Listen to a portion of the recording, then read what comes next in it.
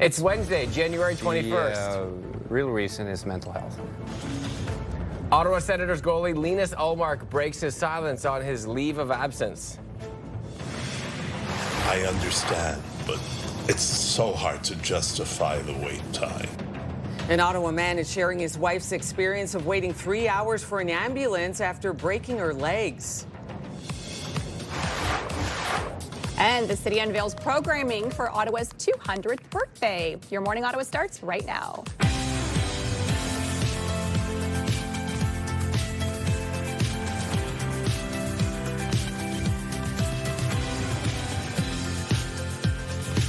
Good morning. Welcome. I'm Rosie Edden. I'm Willa Yellow. And I'm Melissa Lamb. Okay, today is Bell Let's Talk Day, a national reminder for Canadians to prioritize their mental health. Organizers are hoping Canadians will join them in breaking down the stigma. And coming up in the show, we're going to speak to a group supporting parents of children facing mental health challenges and how they help. That is coming up a little bit later on in the show. Yeah, we'll get right to our news headlines for now on this Wednesday morning. This past month has been a difficult off-ice chapter for Ottawa Senators goaltender Linus Ullmark. The netminder is opening up about the reason why he stepped away from the club after Christmas. He says there comes a point when the cup starts to overflow, and that happened during a game against Toronto. Where I was having panic attacks, not attacks, but, seriously having anxiety problems and panic in between first and second period and leading into the first period. After that game, Ullmark says he called the NHL Player Assistance Program, saying he needed help. A couple of days later, he says he was made aware about rumors shared about him and his family online. On January 8th, the Senators released a statement to deny the rumors. Ullmark says the statement from General Manager Steve Staios and support from the players has helped. Then getting sent the message from that Steve and the organization put out was incredible.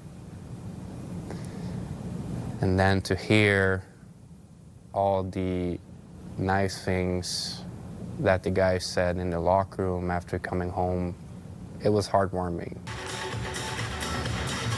Ullmark is currently traveling with the team, but there's no word on when he's going to be dressing for a game.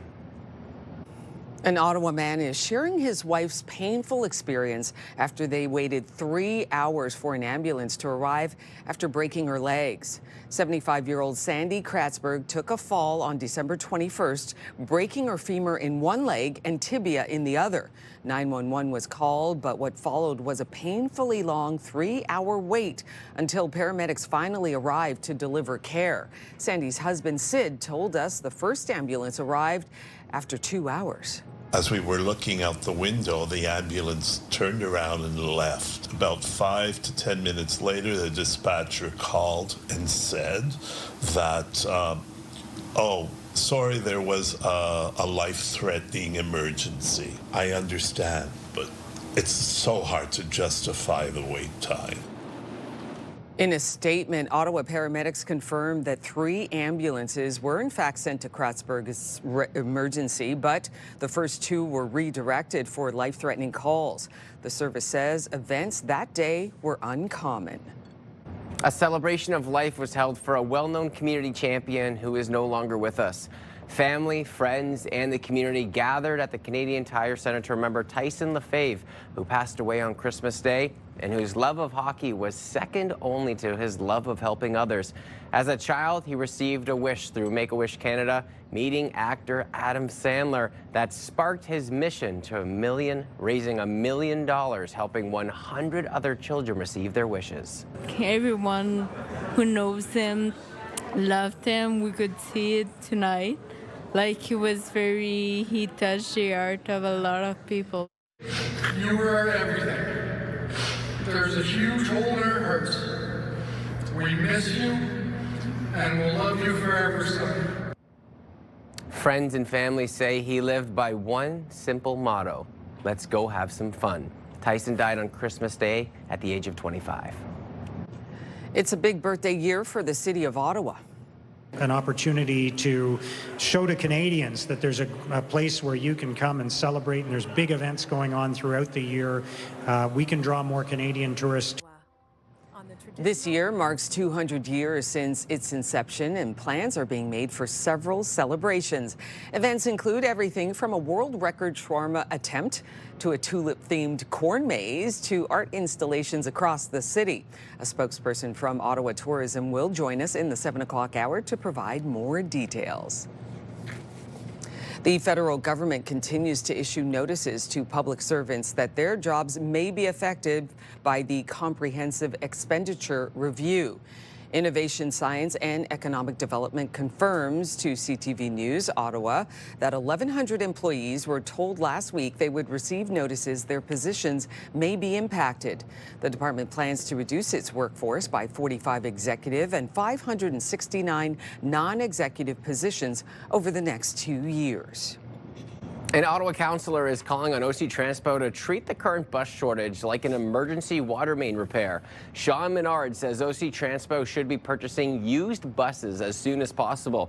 He also wants to see the city shift mechanics from other departments to OC Transpo to help assist.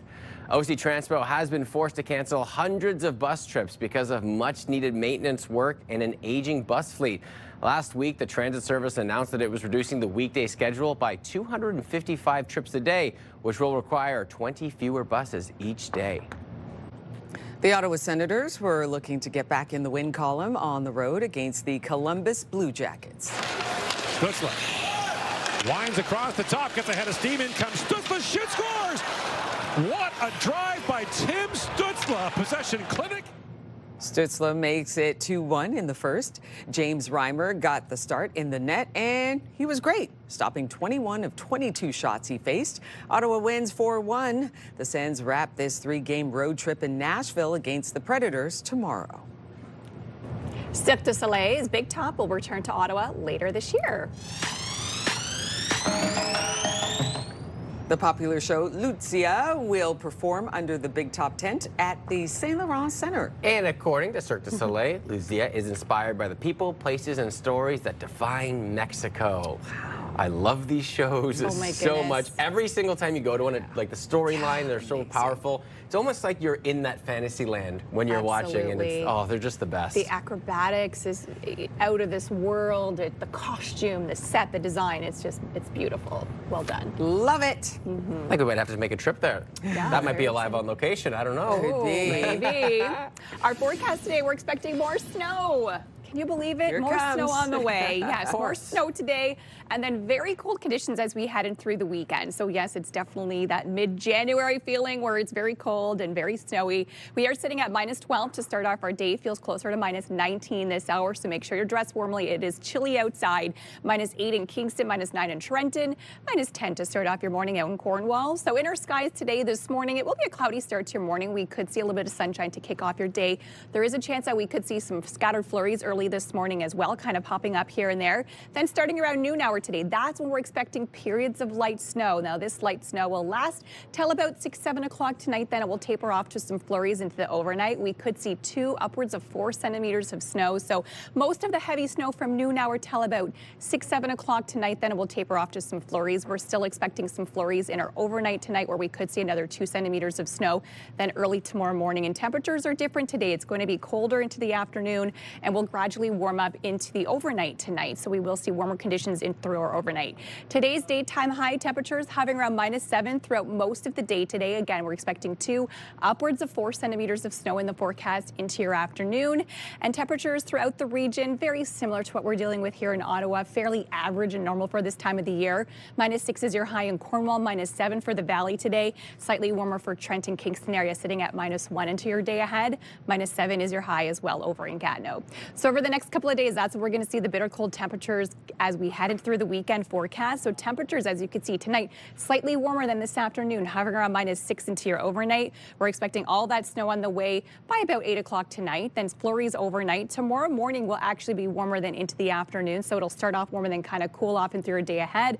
Temperatures hovering around -4 in through your early morning hours tomorrow. -16 is the low. Then as we head in through the weekend forecast, you could see bitter cold conditions on the way. Daytime Daytime highs of minus 15, minus 18 as we head through the weekend. Some flurries to end off the work week and beautiful and sunny as we head in through the weekend. But again, temperatures way below seasonal. Very, very cold weekend in the forecast for us. Overnight lows into the minus 20s. On your drive in this morning, here's a live look at your time saver traffic. We aren't seeing any major issues east to west. Traffic is actually looking pretty decent this hour. It is smooth sailing and we are collision free. Now let's check out your TSN must-see moment. Hello there, Kara Wagland in the Sports Center newsroom with your must-see moment from Tuesday. And for it, we take you to Winnipeg, where the Jets were hosting the Blues. St. Louis has themselves a 2-on-1. Cam Fowler, the shot, mostly stopped by Eric Comrie, but it trickles toward the net, and Nino Niederreiter gets back and pulls it off the goal line. Look at this. The puck was rolling into the net until Niederreiter earned himself a free dinner from Eric Comrie and also our must-see moment. And coming up today on TSN, we've got some Raptors basketball. The Raps are in Sacramento to take on the Kings. Coverage for that one gets underway at 10 p.m. Eastern at 7 Pacific. That's all for now from Sports Center. Have a great day.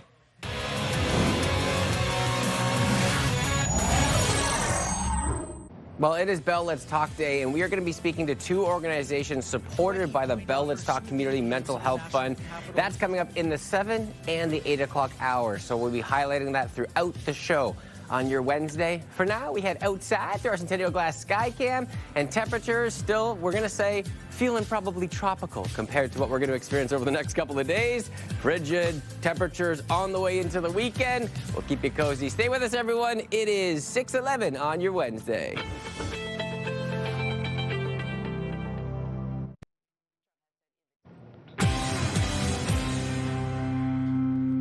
Welcome back. Here are the big stories we're following today on Your Morning Ottawa.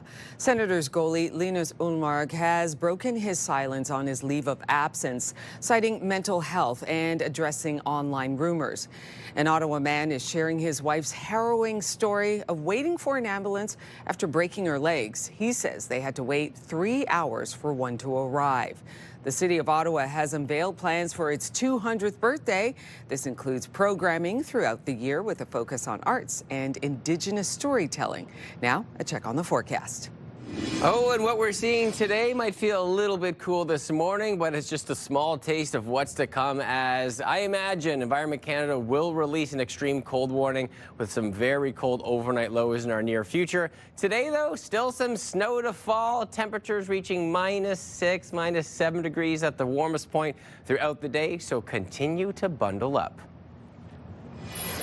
And as we take a look at the roads at this hour, nothing major to report. Everything is looking pretty smooth. As that snow continues to fall this morning, though, might see a little bit of slowdowns. We got you covered, though, through the morning on any detours as the hours roll on by.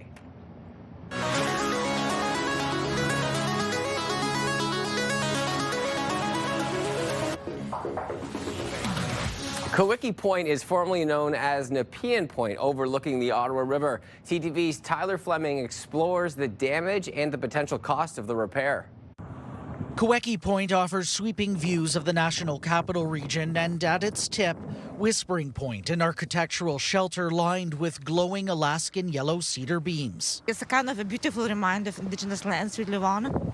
But that beauty took a hit in December when a school bus illegally drove onto the footpath, its roof scraping and breaking the timber, a long yellow streak visible from the Alexandra Bridge. Police say no criminal charges will be laid, which resident Lena Bassett understands. I bike here in the summer, I walk here in the winter. What she doesn't get. I don't know how is even that possible, because how did they even do it? Police and the National Capital Commission haven't released the details, but it's likely the bus turned onto the path near the National Gallery. Unfortunate, but it's an accident, like it's unintended. The NCC calls the damage significant and is seeking compensation for the repair. If you had to replace it all, it would be very expensive. Mark Priddle with the Wood Source says Alaskan yellow cedar was likely chosen for its many benefits. It's been used for years in traditional totem pole making and things like that. Very slow growing wood.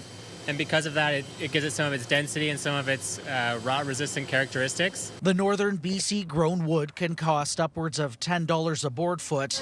Then it must be precision fabricated. We've done similar curved replications like that, and they're always complicated. They require a lot of design work. I would say $40,000 to $50,000 minimum for the wood and then the manufacturing of the components.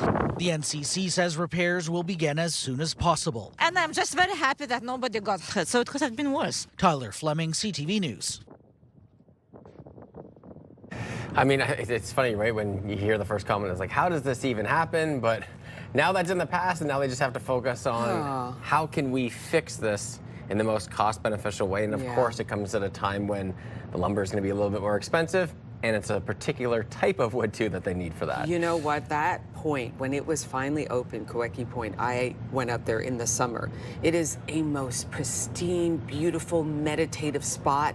And that piece right there that comes over, I've taken so many pictures and posted on Instagram. I go, this is beautiful. If you ever get the chance, even though it's damaged, you got to go up there. But I'm really disappointed. It's such a beautiful spot. It's such a terrible shame that it got damaged. It's just beautiful. It's iconic. Yeah, it really is. But hopefully they'll get it fixed soon. Fingers crossed. Okay.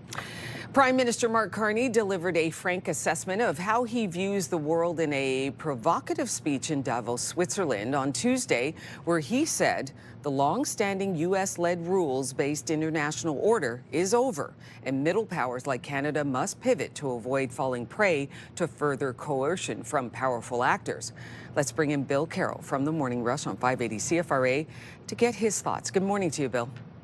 Please don't ask me. Don't make me say it. You know I don't want to say what I have to say here. You have to. But you got to say it. Everybody's talking about this speech. I have to say it. Come on. I was driving around yesterday doing chores, and I thought, I'm not going to bother watching the speech. I can already kind of hear it in my own mind, which is, let me make 3 points about that. And I'll start with point number 1. And by the time he gets to point number 2, I think even he's forgotten what number 3 is supposed to be.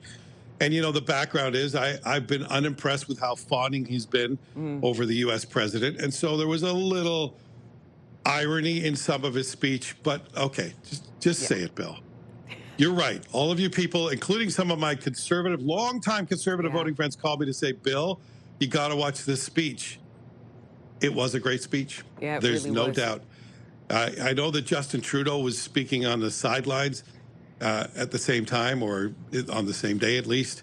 And I was very happy not to have Justin Trudeau, who has, as a Canadian, embarrassed me, and I think many of you on the world stage for a long time. To see someone be the adult in the room, to make points in a very powerful and sometimes in subtle ways, not just to Donald Trump. Everyone is interpreting it as a message to Donald Trump.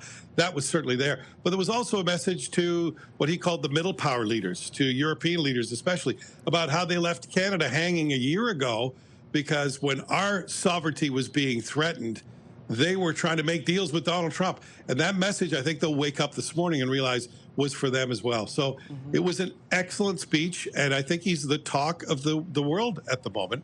And I think that will probably really tick off Donald Trump because his speech will probably not come close to measuring up to it. Bill, what the last couple of lines of that speech, he said, if you're not at the table, you're on the menu. There were a few lines that were pretty strong that I think will resonate for a long time to come. So, and you know, we needed it on the same day that Canadians were also looking at that AI image that he sent out on social media of the new world with Canada having a U.S. flag over it, along with Greenland and Venezuela as well. You know, just an infuriating sight. This same friend I was talking to, who's voted Conservative his whole life and loved the speech, he also said, you know, I saw that image and I wanted to get a gun and go stand at the border. Donald Trump is uniting Canadians and bringing out a kind of patriotism that I have not seen in my lifetime. Thank you for that, Bill. You guys have a good day. It was a great speech. All right, I said it. You said it. There you go. All right. Thank you, Bill. Remember, you can listen to The Morning Rush with Bill Carroll on News Talk 580 CFRA weekdays from 6 to 10 a.m. Coming up on Your Morning Ottawa. Ottawa tourism is marking 200 years, and they are supporting a world record attempt that is very Ottawa-themed. They join us in the 7 o'clock hour. Here's a live look from our Skycam on George Street. We've got so much more to come. 6:22. You're watching Your Morning Ottawa.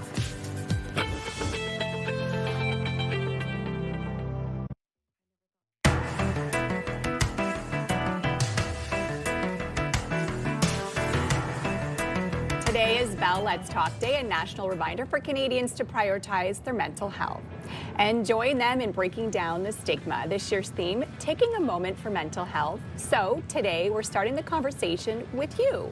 We want to know, how do you take care of your mental health? What activities or self-care do you do?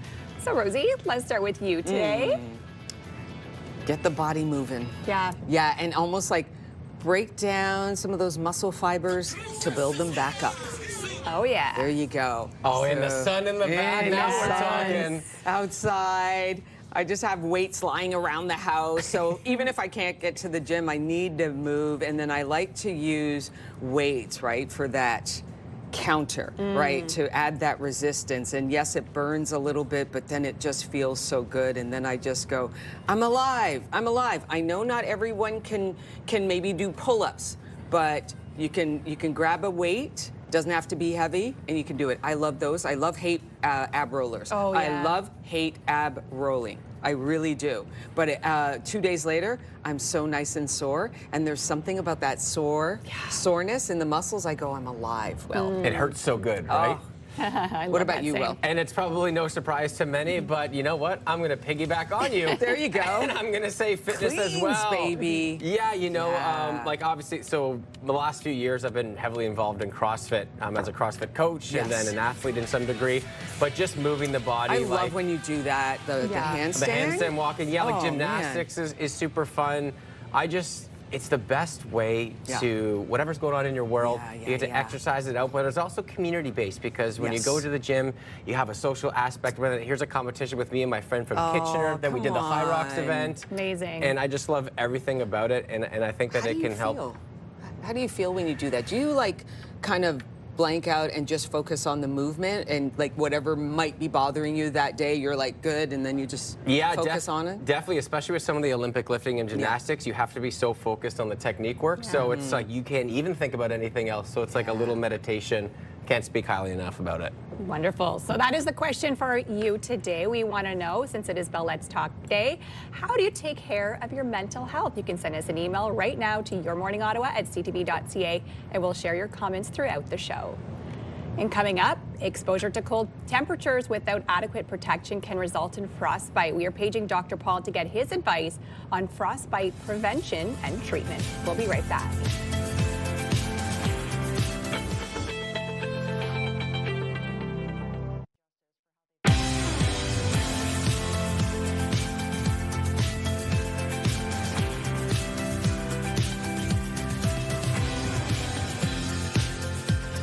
Good morning. Come on in. I'm Rosie Edda. Happy Wednesday, everybody. I'm Will Aiello. And I'm Melissa Lamb. We're going to start with our news headlines, and we're going to start with our local sports team. The star goaltender of the Ottawa Senators, Linus Ullmark, is opening up to TSN about his toughest opponent off the ice and why he temporarily stepped away from the team and the rumors that spread on social media.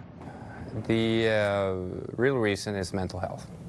It comes a time, and you never know when, where the cup starts to overflow. And for me, that was the game against Toronto, where I was having panic attacks. It took them less than 24 hours from my absence of leave to try to find reasons to why I'm gone, saying that I'm a homewrecker, a person that no one likes in the team. The 32-year-old hasn't played in a game since December 27th. Ullmark rejoined teammates recently for practice, but there is no firm timeline for his return to an NHL game. Prime Minister Mark Carney wrapping up a 9-day trip around the world today after getting a rare standing ovation for his speech in Davos.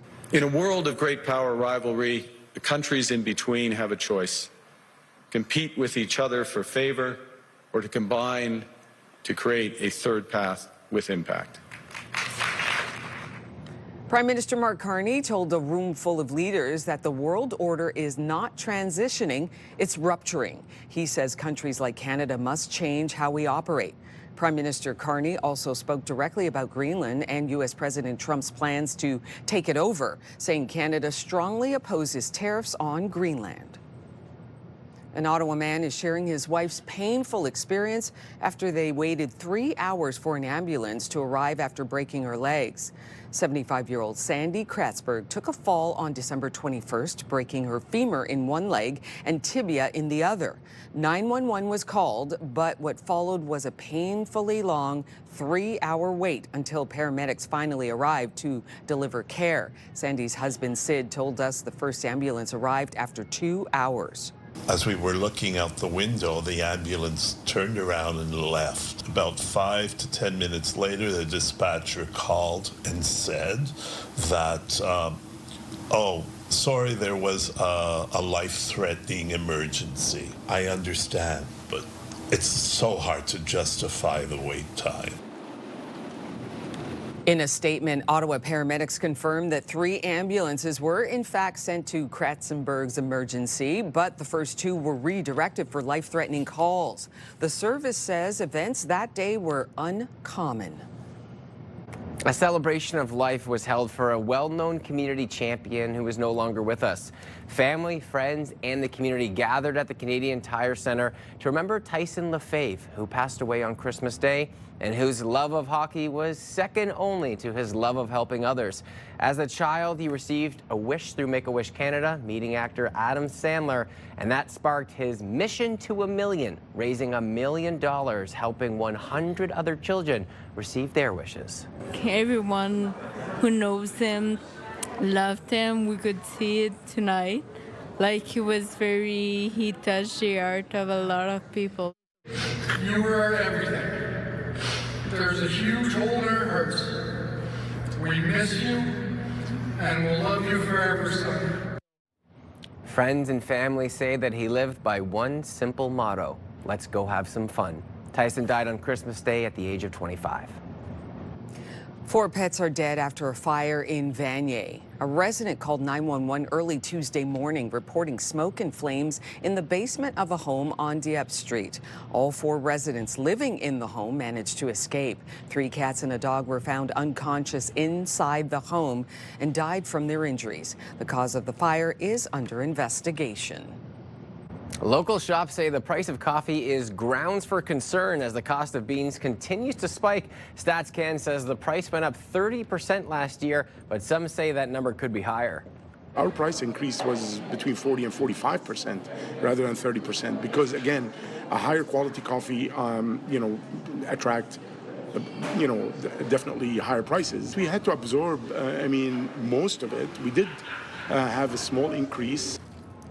Many big companies or independent coffee shops are doing what they can not to download to increase to consumers. Economists have been warning about rising coffee costs for some time now. The Ottawa Charge were looking to keep their streak up for a great play, going off to a good start last night against New York. But New York able to just send it the length of the ice. Cross ice, Leslie, save Shanahan, rebound, score. Brianne Jenner on the doorstep. Captain Brianne Jenner makes it 3-0 for Ottawa midway in the second, but New York would tie it up. So the game went to OT, where Sarah Wozniewicz netted the game winner. Ottawa wins 4-3. The Charge head to Montreal next. That game is on Saturday afternoon. Nice to see them back in the win column. Yes. I know at the end of 2025, right before the end, on a little bit of a losing streak, and then they picked it up right before the new year. Yeah, they've really turned it around, which is great news for sure. Our forecast today, we're expecting snow and then a very frigid weekend. So temperatures will actually drop into the weekend and be quite chilly. We are expecting a few scattered flurries this morning, but we'll still get to see a little bit of sunshine out there as well. Then light snow into the afternoon. The weekend, sunny, but very cold conditions on the way. This morning, not so bad. -12 does feel closer to -17, -18 with that wind chill this hour. -8 for Kingston, -11 in Brockville, -10 currently out along the Seaway. So we will see a mix of sun and cloud to start off your morning, and then we could see some scattered flurries early this morning, which will kind of continue off and on throughout the day ahead. Then around noon hour today, that's where we're expecting periods of light snow on the way, and we will continue to see this snow last until about 8 o'clock tonight. That's when it will taper off, but still some flurries in through the overnight tonight. So today, 2 to 4 centimeters of snow possible, and then we could see another 2 to 4 inch here overnight tonight and early tomorrow morning, with some scattered flurries on the way for Thursday. So quite a bit of snow on the way over the next couple of days. And then as we head into the weekend, the snow will clear up. It'll be nice and sunny. However, it will be very cold as we head in through Friday and through the weekend forecast. Today's daytime high, -7 into your afternoon, so not so bad, fairly average for this time of the year. -6 for Bancroft, -1 Trenton, as well as down in Kingston for today. As you head out to Kittigan to be -8 for today, -9 is the daytime high in Mont-Tremblant. So over the next couple of days, we'll see nice and sunshine to end off the work week, but yes, very cold. Enjoy the next couple of days where temperatures won't be so bad. -7 for today, and we'll actually warm up tonight and hover around -6 into your overnight. We could see 4 upwards of 8 centimeters of snow, 2 to 4 this afternoon, another 2 to 4 into your overnight. Tomorrow, -4 is your daytime high. We'll reach that early in the morning, then kind of taper off into the afternoon, dropping all the way to -16. And then Friday in through the weekend, you'll see those cold conditions on the way. Chilly to end off the work week. We're expecting some scattered flurries, and in through the weekend, nice and sunny right through until next week. But yes, temperatures below seasonal, very chilly in the minus double digits. Overnight lows dropping down to the -20s. Weather brought to you by Manotick Place Retirement Community, a community you can call home. And no major issues on your roads this morning. Traffic is flowing well, no collisions to report, and no major slowdowns as well. Traffic brought to you by Presler Injury Lawyers, 1-800-JUSTICE.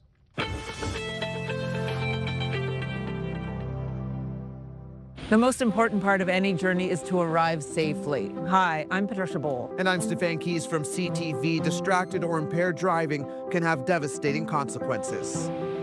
Hey, it's Ashley. And Gord from Ottawa's Pure Country 94. Always plan for a designated driver, and please keep your phone down. Everyone can help keep communities safe. Drive safe. Brought to you by the Ottawa Safety Council. For more information on road safety programs and services, visit ottawasafetycouncil.ca. What makes your community special? Join us next week for Your Neighborhood, showcasing all the people and places that help make the National Capital Region shine. Your Neighborhood on CTV Your Morning Ottawa. Brought to you in part by the Clemo. Choose the Clemo and start living your life your way. Welcome back. Happy Wednesday, everybody. Here are the big stories that we're following today on Your Morning Ottawa. Senators goalie Linus Ullmark has broken his silence on his leave of absence, citing mental health and addressing online rumors. An Ottawa man is sharing his wife's harrowing story of waiting for an ambulance after breaking both her legs. He says that they had to wait 3 hours for one to arrive. And the City of Ottawa has unveiled plans for its 200th birthday. This includes programming throughout the year with a focus on art and Indigenous storytelling. Let's take a look at the forecast because, Melissa, you're letting us know some snow on the way. That's right. We're expecting some scattered flurries early this morning. A little bit of sunshine on the way to start off your Wednesday. A high of -7 this afternoon. Periods of light snow starting around noon hour today, continuing until about 6-7 p.m. We're expecting 2 to 4 centimeters today. Another 2 to 4 into the overnight. We will actually warm up slightly and to sit around -6. In through your day on Thursday, -4 for tomorrow, and then the cold conditions set through on Friday and through the weekend. It's going to be quite chilly. On your drive-in right now, traffic is still looking good. Smooth sailing, no major issues east to west.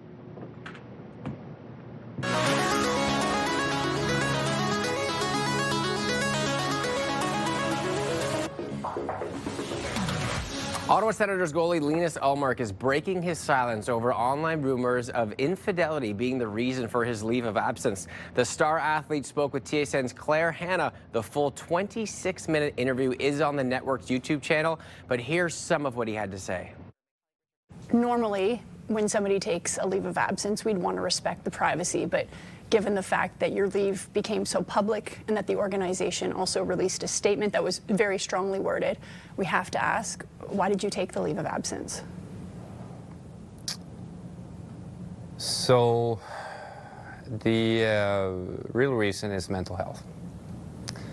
And there's been a lot going on for a long time, I would say dating back to ever since the trade.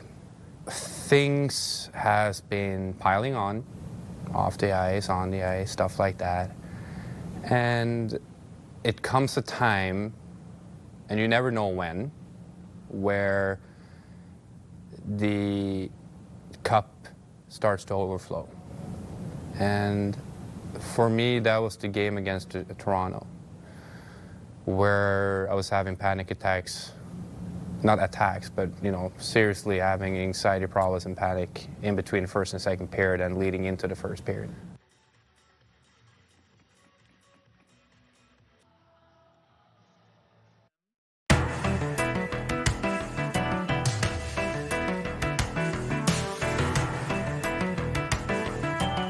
That story speaks to our topic of the day. It's Bell Let's Talk Day, and we're putting our mental health at the forefront. We shared earlier how we prioritize our mental health, so now it's your turn, and here's what some of you had to say. Brandy says, I take care of myself first. Think about yourself. If you're feeling stressed, I would imagine you kind of pull back, but that's a good thing. Take care of yourself first, Brandy. Love it. Definitely. Marjorie says, I love the totality of mental health. However, my organization, which deals with mental health for the elderly, is in need of constant support. I feed my own mental health by going for walks and going for reading my own good books, which is a great way that you could do that. And you know, it does speak on what we talk about there with Linus Ullmark, you know, coming forward with Bell Let's Talk Day today, focusing on mental health. And it's hard to believe, too, we were just talking about earlier, you know, only 32, going through all this with all the rumors circulating, what's happening while he's on that mental leave absence. I can't imagine how tough that would have been for him. And it's hard when you're trying to put everything you have into getting better, and then you have to deal with these rumors that were swirling around. Like, I do feel for him. It was such an unfortunate situation, and I couldn't imagine what not only he was going through, but his family as well. Yeah, it just goes to show you, I mean, he's a multi-millionaire. He's a very successful athlete, but guess what? They have issues as well with their mental health that they have to deal with. Naomi Osaka was very famous for doing that. She was one of the first tennis players in the pro league to step away from that compulsory interview, post-game interview. She said, I got to step away. I need it for my mental health. I got to take a step back. And people thought, what do you mean? You know, you're playing tennis. You're getting paid to play. And she was like, no. And she said, I need it. I need to save myself first. And I thought that that kind of kicked off really big time mental health talk in the world of athletics. And now you see it even more and more. Before it used to be, suck it up, walk it off. That's it. No big deal. But it is a big deal for everyone. Simone Biles is another one that I thought of, you know, in the gymnastics world, who walked away from the Olympics because of her mental health, and she couldn't get through it. And she, you know, a lot of people frowned on her and were like, how could you do this? But, you know, she needed to do it for her mental health. And I saw she posted the other day, she would do it over again because she needed to take time for herself, and she's always going to put herself first. It's so true. And it's tough. And Rosie, you can speak to this too, because when you're at maybe the peak of your career, when you've succeeded so much in an athletic way, to maybe take some time off for mental reasons, like it has to be such a difficult decision, but one that you have to do for yourself. So true, absolutely. It's a special day today, right? It's a day that it's like we take down the veils. We're like, it's okay to say I'm not okay. Because not too long ago, it wasn't okay to talk about it. It was like, oh no, that means people know that you're not feeling good and you always got to put on this mask, and you don't. It's okay. And it's really important to see Linus Ullmark talking about his mental health, and I think that it helps younger people as well, kids in school going, oh yeah, I was feeling kind of bad today or yesterday or for a while. And talking about it is the first step, I think, and I think that it can help. Yeah, it definitely makes a big impact on our youth. Well, today is Bell Let's Talk Day, a national reminder for Canadians to prioritize their mental health. Organizers are hoping Canadians will join them in breaking down the stigma. Coming up in the show, we'll speak to a group supporting parents of children facing mental health challenges and how they can help. And thanks to everyone for sharing your thoughts so far. Let's keep this conversation going, because you know what? Something you say to our viewers might help someone in their future. We want to know on this Bell Let's Talk Day, how do you take care of your mental health? Email us right now, yourmorningottawa@ctv.ca, and we'll be sure to share those comments online. And coming up on Your Morning Ottawa, a local theater group is adapting William Shakespeare's Hamlet. We get a sneak peek on today's show. Here's a live look at our Skycam on George Street this morning. Not a bad looking start to your morning. Temperatures right now feeling closer to minus 17 with the wind chill. Good morning, Ottawa. It is 6:50.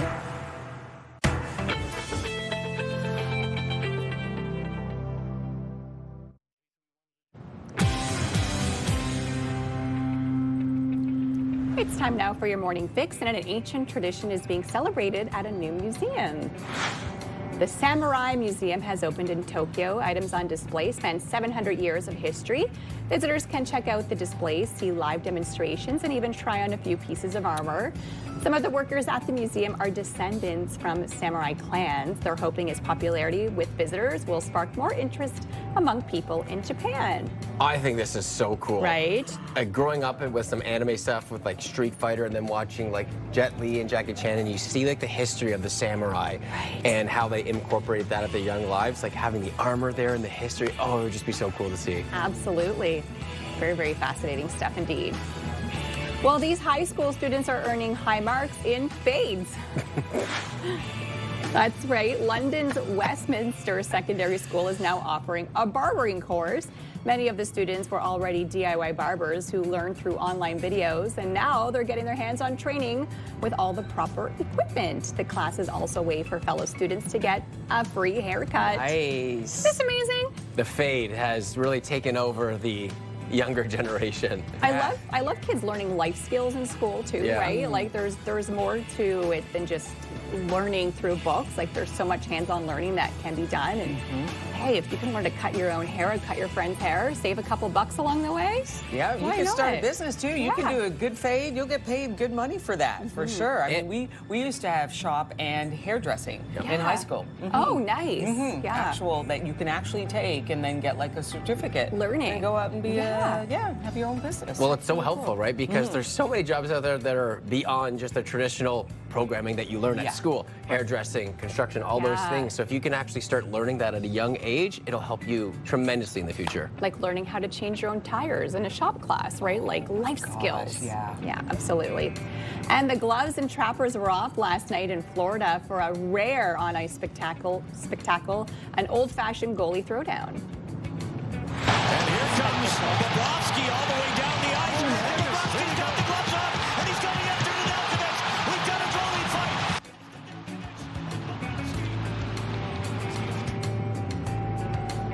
fight. All right, a scrum behind San Jose's net. Florida goalie charged the length of the ice to square up with the Sharks netminder. It was the league's first goalie fight since 2020. Each goalie received a 5-minute major penalty and 2 additional minutes for leaving their post, but received a standing ovation from the crowd. Like you said, it's been years since you saw something like this, and all the way down the ice from netminders get all the way down to do it. That would have been fun to be in that atmosphere. So throwing all those punches, do they actually land any of the punches? Do people actually get hurt? I'm just asking. Yeah. I was wondering. Yeah, definitely. Especially, you know, it's so quick sometimes too. You have to wait for the slow-mos where you might not see it like firsthand, and then you see like the quick jabs. And because of the jerseys and the equipment that they have, half of it in one hand, you're kind of trying to push them away. But there's a couple of times you get some good shots in there. I'm a lover, not a fighter. Yeah. Take me back to my junior hockey days. The goalies is just very, interesting to watch because there's so much more equipment than just the regular. They're so big, right? So big, all the pads. Coming up in the next hour, we're going to talk with Pleo, a group supporting parents with kids facing mental health challenges. Then, happy birthday, Ottawa. We learn a little more about what's in store for the city's 200th anniversary. Plus, it might be a winter wonderland in the capital, but we have some extreme cold temperatures on the way. We are paging Dr. Paul to help us learn more about frostbite. Here's a live look through our Centennial Glass Sky Cam. You're watching Your Morning Ottawa. We'll be right back.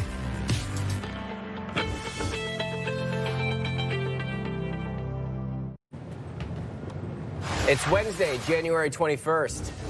The real reason is mental health. Ottawa Senators goalie Linus Ullmark breaks his silence on his leave of absence. I understand, but it's so hard to justify the wait time. An Ottawa man is sharing his wife's experience of waiting 3 hours for an ambulance after breaking her legs. The city unveils programming for Ottawa's 200th birthday. Your Morning Ottawa continues right now.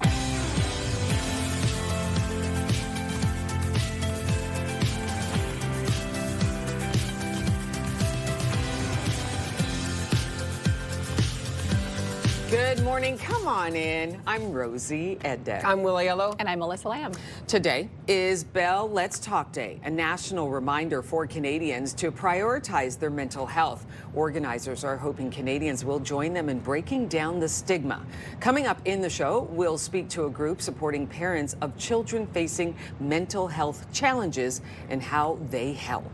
Yeah, looking forward to having all those conversations over the next couple of hours. We'll head to our news headlines for now. But this past month has been a difficult off-ice chapter for Ottawa Senators goaltender Linus Ullmark. The netminder is opening up about the reason he stepped away from the club after Christmas. He says there comes a point when the cup starts to overflow, and that happened during a game against Toronto.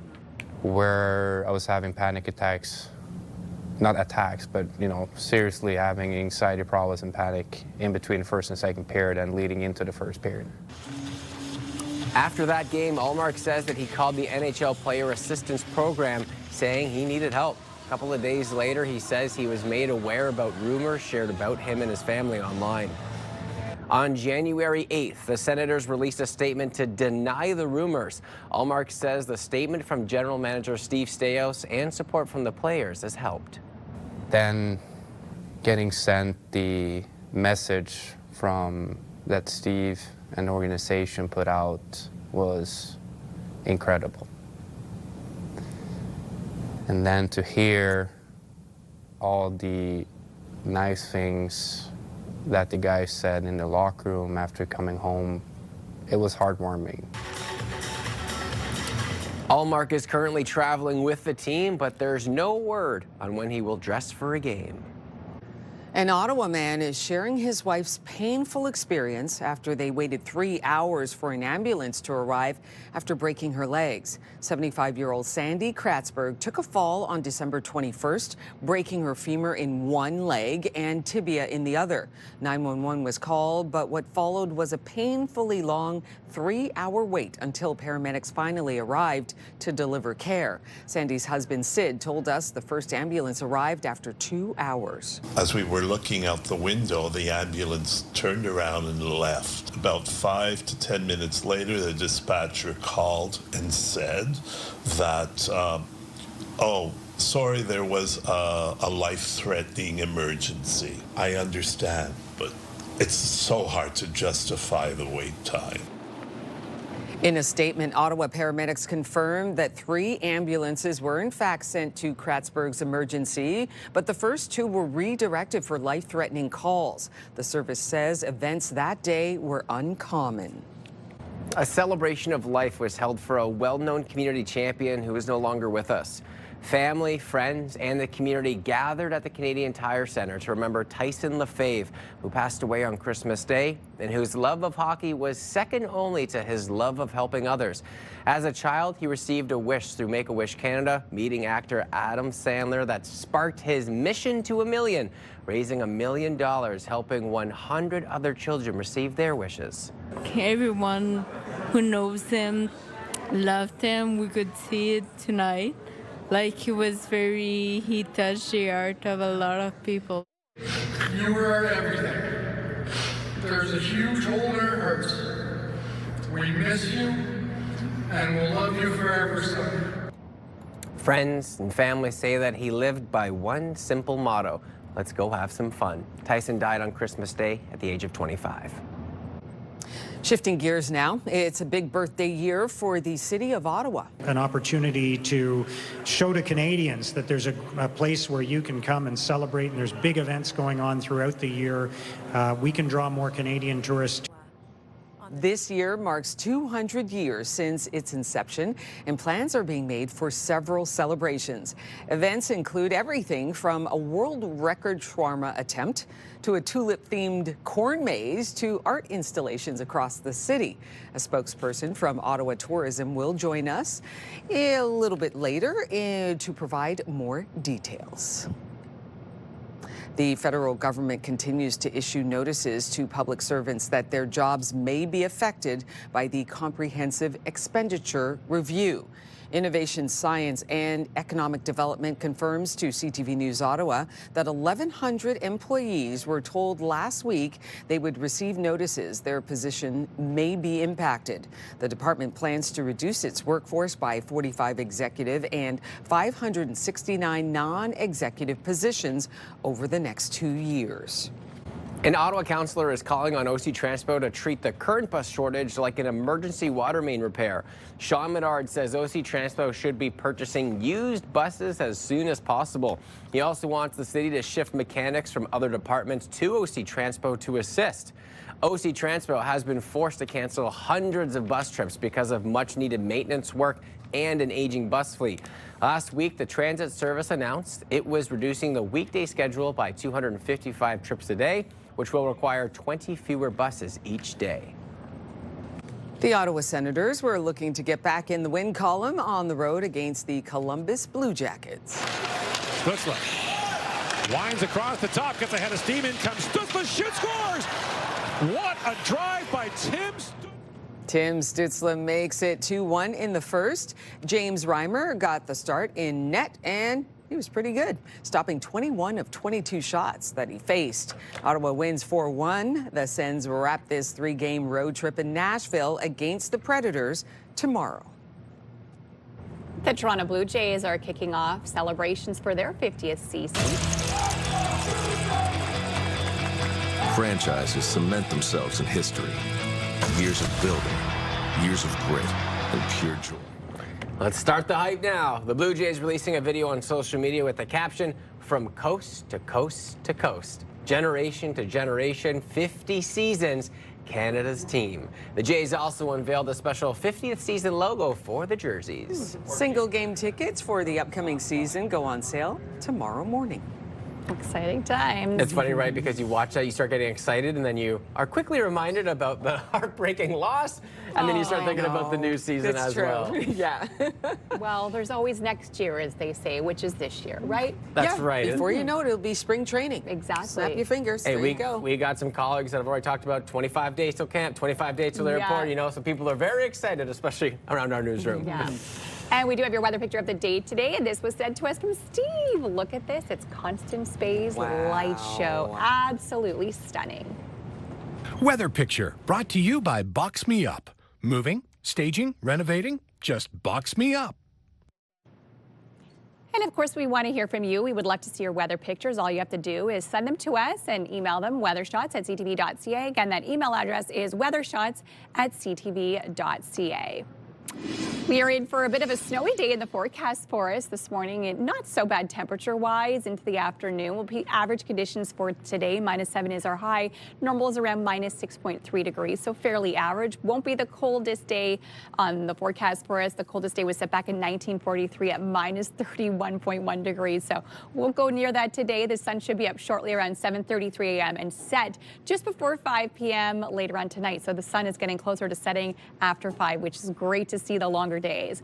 Our forecast this morning, we've dropped a little bit this morning. We're sitting at -11. We were sitting at -10, I think, earlier this morning. Does feel still closer to -17, so keep that in mind before heading at the door. It is still a colder start to your day. -12 in the valley, -8 for Trenton, Kingston this hour, -10 currently in Montreal. We are expecting cloudy skies with a bit of sunshine to start off your morning, but there is a chance of these scattered flurries this morning into your afternoon. Then starting around noon hour today, we're expecting snow. Periods of light snow starting around 12, continuing right through into your evening till about 7, 8 o'clock tonight. Then it should taper off to some flurries. Throughout the afternoon, we could see 2 upwards of 4 centimeters of snow, but with more snow on the way into the overnight, we could see another 2 to 4 centimeters overnight and early tomorrow morning as well. So we could see 8 centimeters of snow by tomorrow morning, with still some flurries lingering into Thursday and in through Friday as well. Temperatures today reaching a high of -7 this afternoon, so fairly average for this time of the year. Again, we'll feel about -10 with that wind chill, and we are expecting that snow starting around noon hour today, so periods of light snow throughout the drive home. So the drive home will definitely be impacted by this system. Similar temperatures throughout the region, -7 for the valley, -1 for Trenton, Kingston, -6 is the daytime high in the Seaway, -7 for the valley as well. Over the next couple of days, it's going to get bitter cold, especially as we head throughout Friday and in through the weekend forecast. Tonight, temperatures will actually hover around -6, so warming up slightly. And through your day tomorrow, it will be warmest in the morning and then colder into the afternoon, dropping all the way down to -16. And then after Thursday night, it's going to stay cold over the next couple of days. -15 is the high for Friday. As you look through the weekend forecast, nice and sunny, so we will see beautiful sunny conditions, but temperatures in the minus double digits to kick off your afternoon daytime highs. Overnight lows dropping down to the -20s. 7-day weather forecast brought to you by Davidson Hearing Aid Centers, celebrating over 80 years in family business. And on your roads this morning, still collision free. We aren't seeing anything major east to west. Traffic is still looking nice and easy this hour. Just ahead, we are celebrating 200 years. Ottawa Tourism is marking 200 years, and they are supporting a world record attempt that is very Ottawa-themed. We'll tell you more about it just ahead.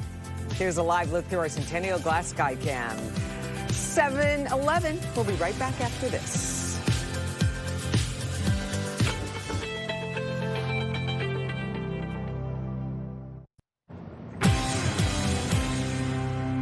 Welcome back, everyone. Happy Wednesday. Here are the big stories that we're following today on Your Morning Ottawa. As we continue to look at the story from Linus Ullmark, he is speaking out on behalf of TSN. He did a private interview there. You can watch the whole thing online at TSN's YouTube channel. As we continue to look at our other top stories, we are seeing an ambulance delay. One family is saying they had to wait 3 hours for an ambulance to arrive after a wife broke 2 of her legs.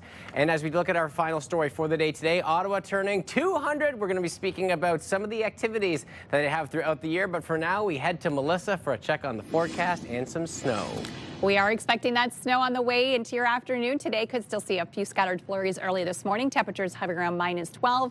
-8 is where temperatures will sit into the day ahead. Around noon hour, we're expecting periods of light snow, around 2 to 4 centimeters in the forecast today. We could see another 2 to 4 centimeters as we head into your overnight. On your roads this hour, here's a live look at your time saver traffic. Again, no major issues east to west. Traffic is still looking fairly decent this hour, and we are collision free. Pleo is one of the many organizations supported by the Bell Let's Talk Community Mental Health Fund. Michelle Krogi is the executive director of Pleo, and she joins us this morning to tell us what that support means to an organization like hers. Good morning to you, Michelle. Good morning, Rosie. Good morning to you. Before we get to that, support, let's talk about Pleo. For those viewers who don't know, tell us about the organization. Yeah. So Pleo Parents Lifeline is an agency where we support parents and caregivers who have children, youth, and young adults with mental health and addictions. And we are a peer support model. So we are all parents with lived experience supporting our own children, and then we can help and support other parents who are experiencing some of the difficulties that can go along with that. That's an interesting concept. Peer support, parents running the organization, helping other parents in need, because you have that lived experience. Absolutely. How long has Pleo been around for, and how many people, and families have you helped? Yeah, so Pleo has been around for 25 years. We're entering into our 26th year, and we have helped thousands of people in the region. We were just looking at our stats, and from 2023 to 2025, we've had a 45% increase in call volume of families calling us. So the need is huge right now. We're talking about families that need support for their children going through a various mental health crisis. Are we looking at mainly kids under pre-teens, or does it run the gamut, teenagers and older teens? I'm just wondering about that. Yeah, for sure. So we support parents who have kids up to the age of 25. Up to 25, yeah, okay. So we see the whole range. So, we have parents who call us with little ones, 2 and 3. People don't think about early mental health, think about that, but that's very real. Of course, a lot of youth issues, but then, myself, my daughter is approaching 25, and, often when you're struggling with anxiety, depression, those things don't go away. They ebb and flow. So it's a lifelong thing, and parents need support ongoing. Bell Let's Talk has invested in Pleo. Talk about that investment and how it's helped the organization. For sure. So Bell Let's Talk has been vital to supporting our suicide prevention programs. And we have made sure that all of our staff are trained in assist training so that when they are supporting parents, they are getting somebody on the other end who has some skills and knowledge on how to support parents and walk them through. We also have a program called Youth Nominated Support Team where we support parents who have had youth who have had suicide attempts. And so these funds help to train our staff, they help to run program, and they are so important to us in the work we do. Today is Bell Let's Talk. What advice do you have for our viewers just on this particular day? I mean, every day is a day that you can address mental health issues, but would you have any words of encouragement for families who are dealing with a young one who is dealing with some mental health issues? Absolutely. And I think, you know, in the campaign this year about taking a moment, you know, really trying to give yourself that time and really connect with people. That's the thing. Try not to go through this. It doesn't need to be an isolating thing. Sometimes it feels very isolating, but we encourage families to reach out to Pleo, reach out to a friend, to a neighbor. You know, it's very important to stay connected and talk and take those moments for yourself to breathe. Yeah, so important. That all-important breath. Absolutely. Take a moment for So yourself. important. Be still. Michelle Krogi, Executive Director of Pleo. We're here talking about the organization and the funding that has been given to Pleo on this Bell Let's Talk moment here by Bell Let's Talk. It's been it's an invaluable organization. Continued success to you, that you continue to help those who need it. Yeah, Thank we're you. very grateful to Bell Let's Talk. All right, thank you so much, Michelle. Thank you. Today is Bell Let's Talk Day, a national reminder for Canadians to prioritize their mental health. Organizers are hoping Canadians will join them in breaking down the stigma. Will. Well, the City of Ottawa turns 200 this year, and they've marked the way that they're creating the milestone.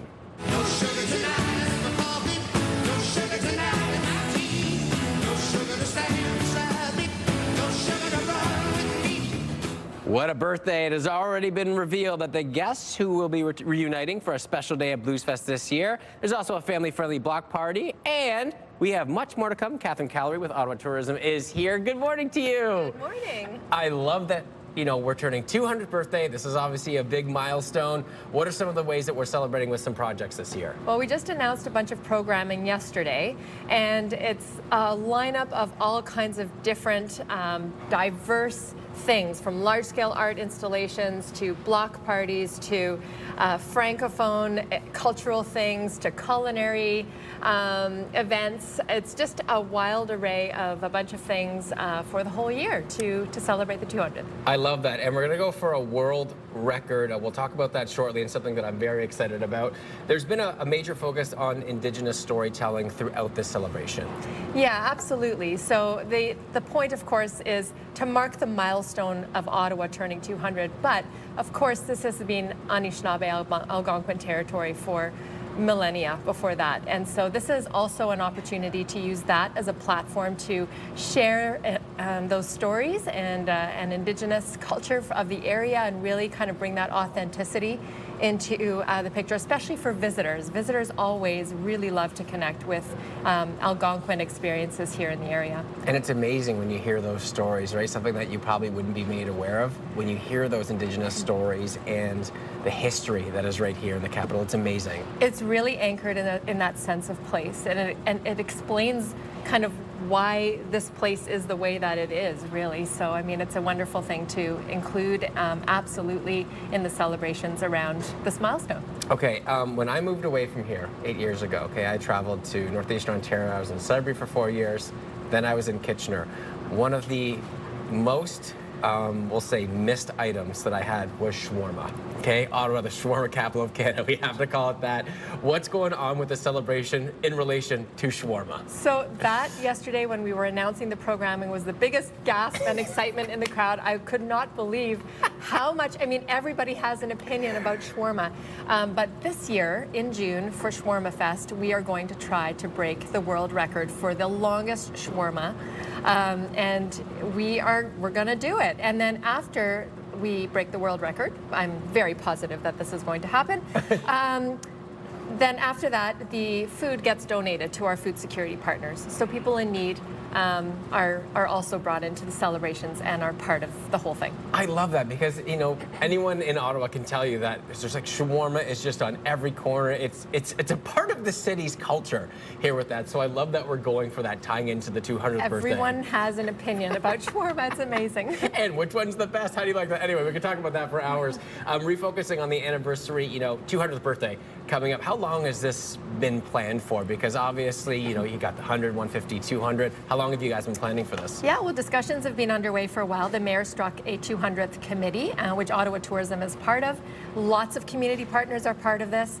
The Bytown Museum, the OAG, BIAs, the NAC, tons of, all of the Ottawa, you know, community groups are represented in this committee, and so we've been able to have discussions around the bicentennial for a while now. Of course, the city has dedicated personnel that is supporting the 200th, and we're supporting it as partners. But the cool thing is how the community is coming together. So this is obviously driven by the city, but all of us are building into our plans for the year how we can support the 200th. And so this is really a community affair, really, which is great. And I love that it's coming at a time where I feel like, especially what's going on in the world right now, politically speaking, where Canada's coming together, supporting local, you know, really having that focus on Canadians. So I think it's great timing for that. Any more announcements to come over the next little while? There will be more announcements. Of course, Blues Fest is going to announce their daytime programming for that July 19th date. So what's being announced and what you're seeing on screen right now is the headliners for the evening. Those are going to be fantastic, but there's also going to be daytime programming that's to be announced in March, I believe.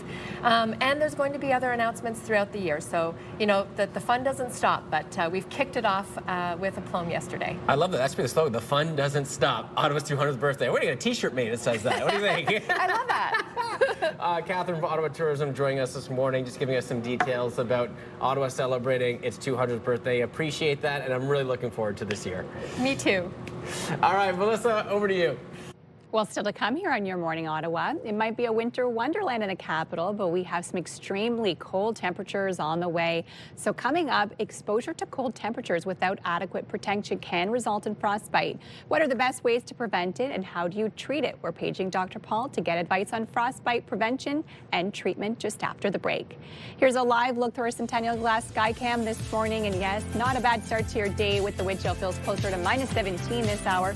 Good morning, Ottawa. It is 7:26.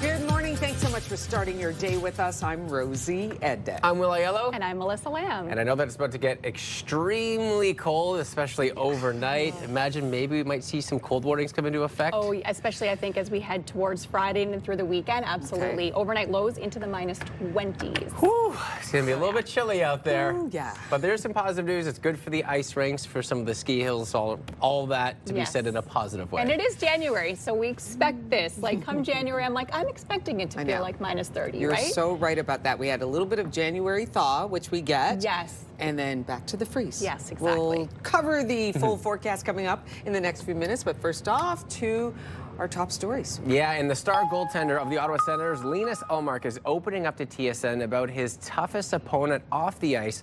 It's why he temporarily stepped away from the team and the rumors that spread on social media. The real reason is mental health. It comes a time, and you never know when, where the cup starts to overflow. And for me, that was the game against Toronto. where I was having panic attacks. It took them less than 24 hours from my absence of leave to try to find reasons to why I'm gone, saying that I'm a homewrecker, a person that no one likes in the team. The 32-year-old hasn't played in a game since December 27th. Allmark rejoined teammates recently for practice, but there is no firm timeline for his return to an NHL game. Prime Minister Mark Carney is wrapping up his 9-day trip around the world today after getting a rare standing ovation for his speech in Davos. In a world of great power rivalry, the countries in between have a choice: compete with each other for favor, or to combine to create a third path with impact. Prime Minister Mark Carney told a room full of leaders that the world order is not transitioning, it's rupturing. He says countries like Canada must change how we operate. Prime Minister Carney also spoke directly about Greenland and U.S. President Trump's plan to take it over, saying Canada strongly opposes tariffs on Greenland. An Ottawa man is sharing his wife's painful experience after they waited 3 hours for an ambulance to arrive after breaking her legs. 75-year-old Sandy Kratzberg took a fall on December 21st, breaking her femur in one leg and tibia in the other. 911 was called, but what followed was a painfully long 3-hour wait until paramedics finally arrived to deliver care. Sandy's husband, Sid, told us the first ambulance arrived after 2 hours. As we were looking out the window, the ambulance turned around and left. About 5 to 10 minutes later, the dispatcher called and said that, oh, sorry, there was a life-threatening emergency. I understand, but it's so hard to justify the wait time. In a statement, Ottawa paramedics confirmed that 3 ambulances were in fact sent to Kratzberg's emergency, but the first 2 were redirected for life-threatening calls. The service says events that day were uncommon.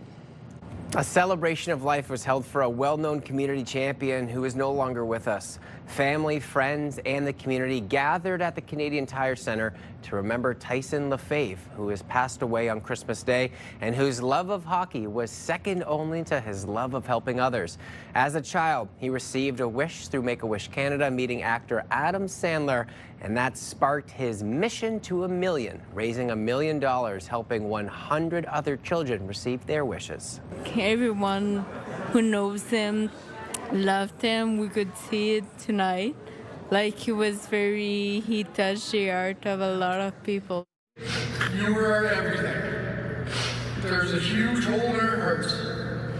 We miss you, and we'll love you forever, son. Our thoughts are with the whole family. Friends and family say that he lived by one simple motto: let's go have some fun. Tyson died on Christmas Day at the age of 25.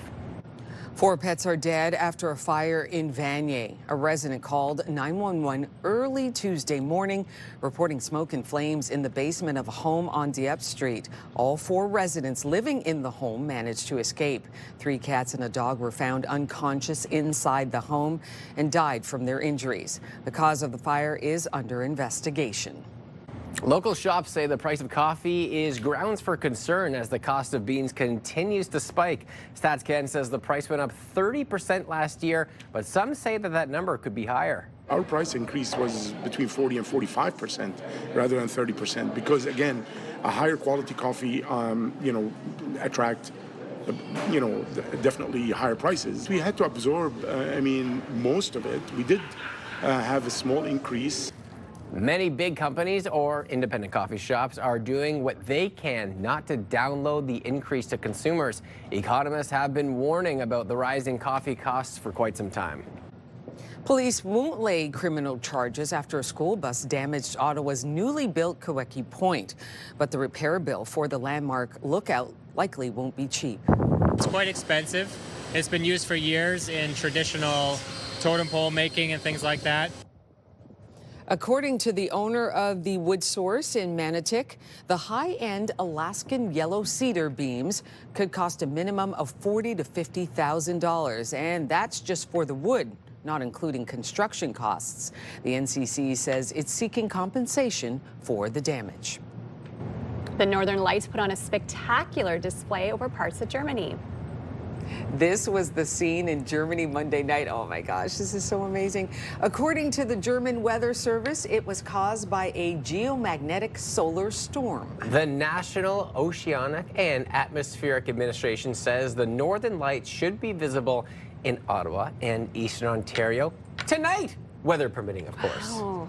Ooh. I never get to see them because it's always at night when I'm fast asleep and I never wake up to watch. But I would love to see it in person. Me too. I'm assuming it's just so breathtaking. It's on my bucket list. Yeah. I want to see it. I want to just wake up and go, there it is. I mean, that looked like Christmas with the green and red lights. And now I'm wondering, they say it should be visible tonight. Are we looking at clear sky? Not really. We're expecting some flurries into the overnight, so it just depends what time. We are expecting flurries early this morning, light snow into the afternoon, and then this weekend is going to be nice and sunny, but extremely cold temperatures on the way. Right now we're sitting at -11, seeing a mix of sun and cloud to start things off. It does feel closer to -17, -8 down in Trenton, Kingston area. So right now we are expecting mix of sun and cloud.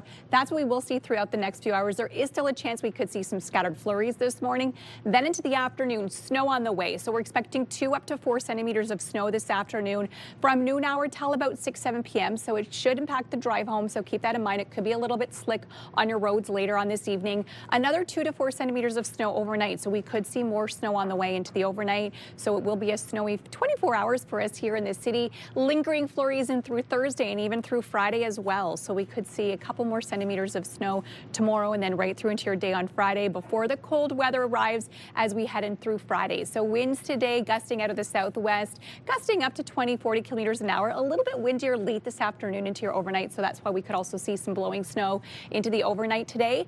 Temperatures will reach a high of -7 into the afternoon, so fairly average for this time of the year. Same within the valley, -8 is the daytime high over in Kittigan-Zippy. So over the next couple of days, today, tomorrow, not so bad. It's as we head into Friday when temperatures really will shift. Daytime high of -7, 2 to 4 centimeters of snow today, another 2 to 4 tonight. Warming up into the overnight, not so bad into your day tomorrow. It's Thursday night. The temperatures will drop to -16, and then it's just going to stay very cold.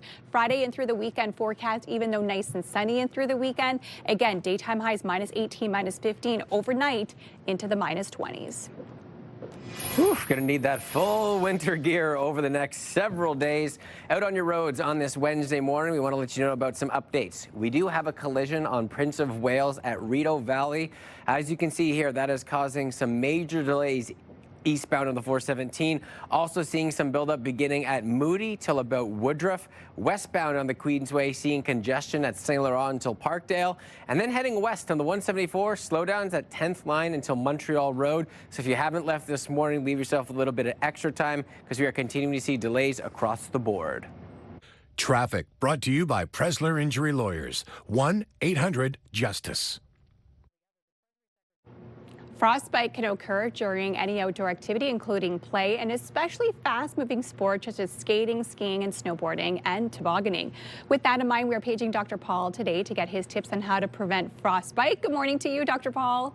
Good morning. Good morning. Cold here too in Toronto, let me tell you. Oh, no. Okay, let's talk about what are the first signs you see of what frostbite is. Yeah. Well, basically, it's freezing of the skin. So what you do, you see, initially you feel numb, fingers, ears, nose, most of the things, the extremities that are very exposed to the cold, and it turns pale, and then red, and then blue, which we don't want. And so the early sign really is it starts becoming pale and starts to tingle. That's when we know we're starting frostbite.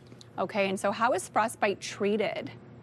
Well, the first thing to do is try to prevent it, and we'll talk about that a bit later. But if you feel that your fingers or any part of your body it has been frostbitten, or your children, go inside immediately. Take that part of the body or your whole body out of the cold. Increasing your blood supply means that you want to put more warmth on it. So don't put like hot water, or some people put ice on it, and don't do that. Soak the area in warm water. You can actually also put your if it's your fingers, put them out your armpits. It's very warm, and it'll soothe that. And if it persists, and if there's a lot of pain, and particularly if it becomes blue and blistery, it's almost like a burn. You should be seeking medical attention. But we don't want to get to that, Melissa. Okay, hopefully not. Well, how dangerous is it though, frostbite, if it is not treated right away? Well, two things. Number one, if your whole body is cold, you can become hypothermic, and which is not good because that really affects your heart and your lungs. But it can actually lead to losing a finger, or if it gets so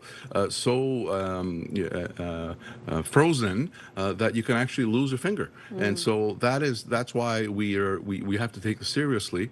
And again, take all the precautions. Know that especially with children, they don't realize it. They don't realize it. So that's why, especially when over the next couple of days, when we have this -20, -30 temperature, parents should be very leery and very aware of how long to keep the kids outdoors. So in terms of trying to prevent it, obviously we want to dress warmly, wear layers, which is very important, and especially cover your ears, cover your nose, cover your fingers, and so on. Wear dry clothing because if cold and wet actually make frostbite come on quicker. So remove wet clothes, limit time outdoors, and really common sense. I mean, if we're having a severe cold weather warning, which we will be having over the next couple of days, just be very mindful of going out and doing outdoor activities, particularly, as you said, Melissa, if you're doing fast-paced activities, because that really accelerates the frostbite itself. And where can people go to find these frostbite warnings? Well, basically, the station CTV will put them. The Weather Network, Health Canada has warnings. They issue them out through media, through agencies, and basically they tell you it's a cold weather warning or extreme cold weather warning, just like we have in the summer where we extreme heat, we have extreme cold. So just be mindful of that. I know that schools are very, very attuned to that as well. And so what they'll do is they'll modify, like for example, if it's a severe cold warning, they will not allow the children to go out for recess, for example. So again, it's just a matter of being aware and knowing how long your child is out there and knowing the conditions around you. And really, prevention is best, Melissa. Wonderful. Thank you, Dr. Paul, for joining us today. Thank you. You're welcome. Rosie. A local theater company is adapting a spoof on Shakespeare's Hamlet. That is coming up. The production, a little peek on how they do it all, that's coming up after the break.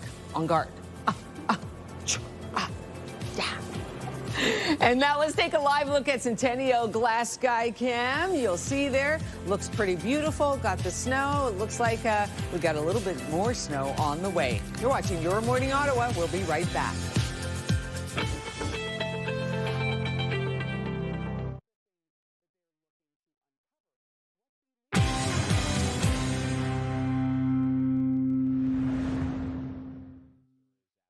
University students have a special treat for you all.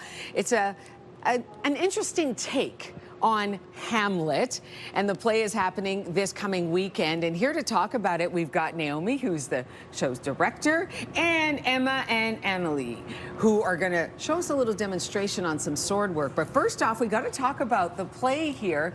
Tell us about this adaptation of Hamlet. Yeah, so it's a play that was written in the 1960s. Okay. The title of the show is Rosencrantz and Guildenstern Are Dead. And basically, it's about what happens in the wings of a show that we all know so well. Yeah. What happens to the minor characters as soon as they step backstage. As soon as they step backstage. Yeah. So are we talking about a somewhat comical look at this, or do we get, because I mean, it's a fairly serious play, right?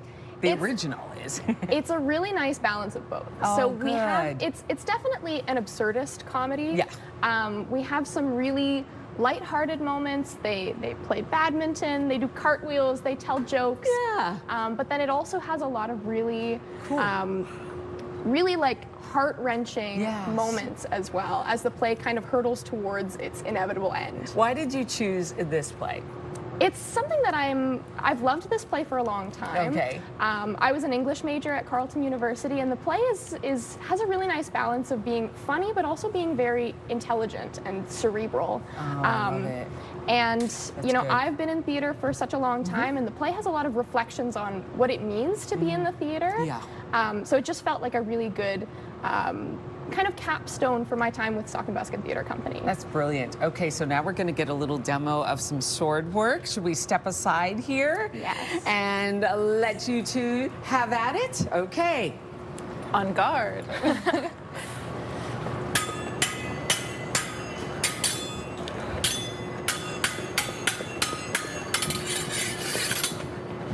Wow, that is nice. That is very beautiful choreography there. It's all coordinated. I love that. Now, can I like learn a thing or two on how it's all done? Please. Yeah? Naomi Okay. has a sword Naomi, for you. Thank you very much. I would love to show you the first four positions that we hold our fencing sword in order to parry. Okay. So your one is going to be across your body.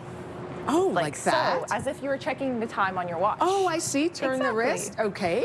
And in order to go to 2, we just drag our arm to our outside. And then you're protecting your thigh with your sword here. Oh, right there. And Got next it. is 3. Oh, You'll I just like how your hand's flip. behind you there. Oh, yes. Okay. 3. Okay. Next is 3, and you just flip your wrist up as so. And then for 4, you complete the box and go over to your other side. Okay, so let's do that again now. Yes. Okay, so 1. Check the time. Perfect.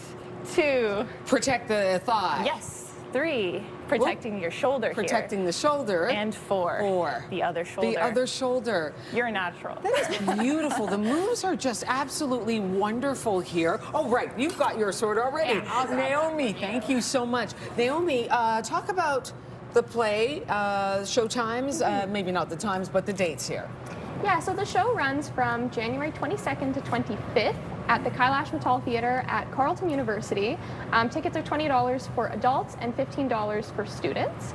And you can buy your tickets at stockandbuskin.com. Oh, this is so much fun. Okay, January 22nd to the 24th, you're both going to be in it really well. This is great. Break a leg.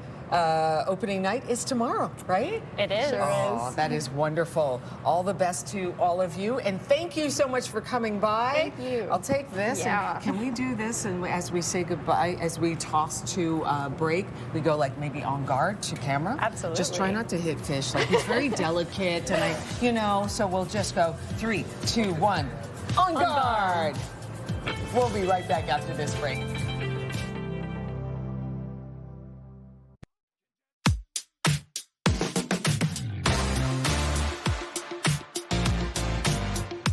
And here are your milestone celebrations for today on your Wednesday, January 21st. And we're going to start off with a happy first birthday to Abby. Lots of love from your mommy, daddy, and Teddy.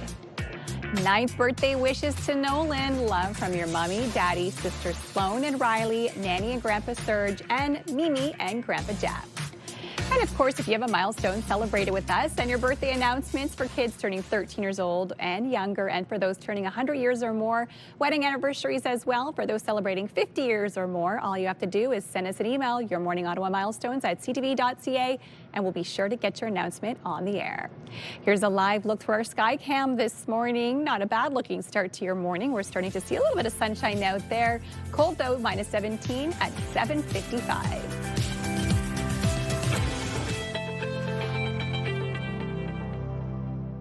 The most important part of any journey is to arrive safely. Hi, I'm Patricia Bowl. And I'm Stefan Keys from CTV. Distracted or impaired driving can have devastating consequences.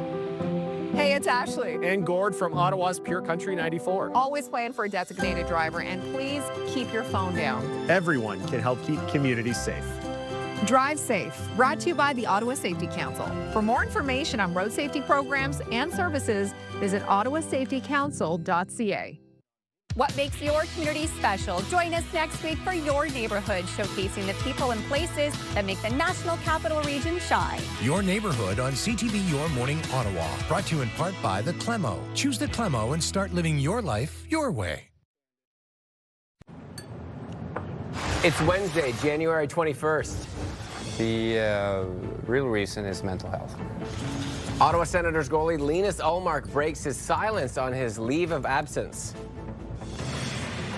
I understand, but it's so hard to justify the wait time. An Ottawa man is sharing his wife's experience of waiting 3 hours for an ambulance after breaking her legs. And the city unveiled new programming for its 200th birthday. Your Morning Ottawa continues right now.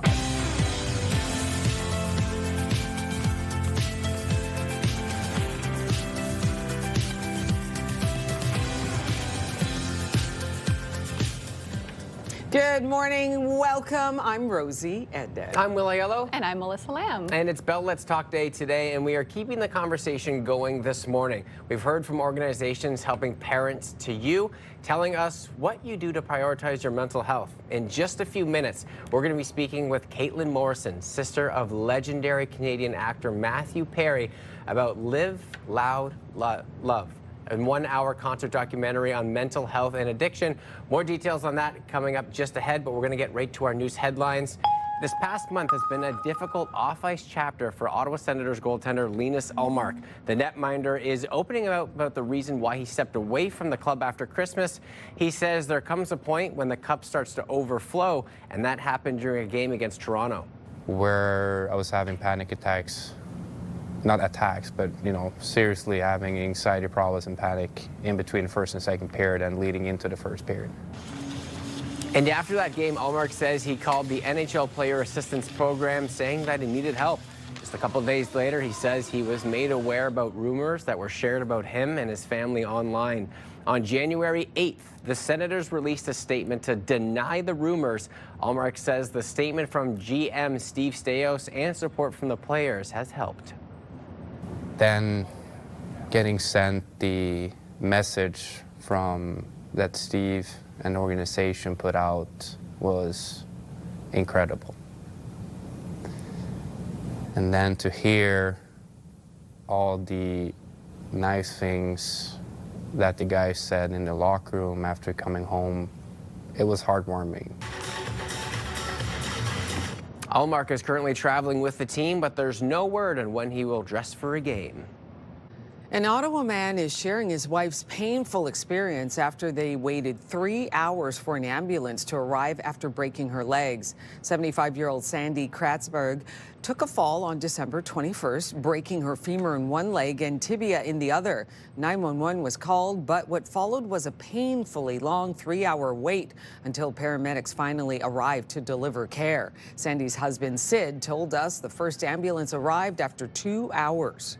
As we were looking out the window, the ambulance turned around and left. About 5 to 10 minutes later, the dispatcher called and said that, oh, sorry, there was a life-threatening emergency. I understand, but it's so hard to justify the wait time. In a statement, Ottawa paramedics confirmed that 3 ambulances were in fact sent to Kratzberg's emergency, but the first 2 were redirected for life-threatening calls. The service says events that day were uncommon. A celebration of life was held for a well-known community champion who is no longer with us. Family, friends, and the community gathered at the Canadian Tire Centre to remember Tyson Lefebvre, who passed away on Christmas Day, and whose love of hockey was second only to his love of helping others. As a child, he received a wish through a Make-A-Wish Canada, meeting actor Adam Sandler, that sparked his mission to $1 million, raising $1 million, helping 100 children receive their wishes. Everyone who knows him loved him. We could see it tonight. He touched the heart of a lot of people. You were everything. There's a huge hole in our hearts. We miss you, and we'll love you forever, son. Friends and family say that he lived by one simple motto: let's go have some fun. Tyson died on Christmas Day at the age of 25. In happier news, it's a big birthday year for the city of Ottawa. Ottawa Tourism revealing a whole range of programming for the big celebrations. From large-scale art installations to block parties to francophone cultural things to culinary events. It's just a wild array of a bunch of things for the whole year to celebrate the 200th. This year marks 200 years since its inception, and plans are being made for several celebrations. Events include everything from a world record shawarma attempt to a tulip-themed corn maze to art installations across the city. The federal government continues to issue notices to public servants that their jobs may be affected by the Comprehensive Expenditure Review. Innovation, Science and Economic Development confirms to CTV News Ottawa that 1,100 employees were told last week they would receive notices their position may be impacted. The department plans to reduce its workforce by 45 executive and 569 non-executive positions over the next 2 years. The Ottawa Senators were looking to get back in the win column on the road against the Columbus Blue Jackets. Stutzla winds across the top, gets ahead of steam, in comes Stutzla, shoots, scores! What a drive by Tim Stutzla! And Stutzla makes it 2-1 in the first period. James Reimer got the start in net, and he did a great job stopping 21 of the 22 shots that he faced. Ottawa gets the victory 4-1. The Sens wrap this 3-game road trip in Nashville against the Predators tomorrow. I think we needed that win for the team. You know, get back in the win column, and hopefully we can make a nice stretch towards potentially getting in the playoffs. Yes, absolutely.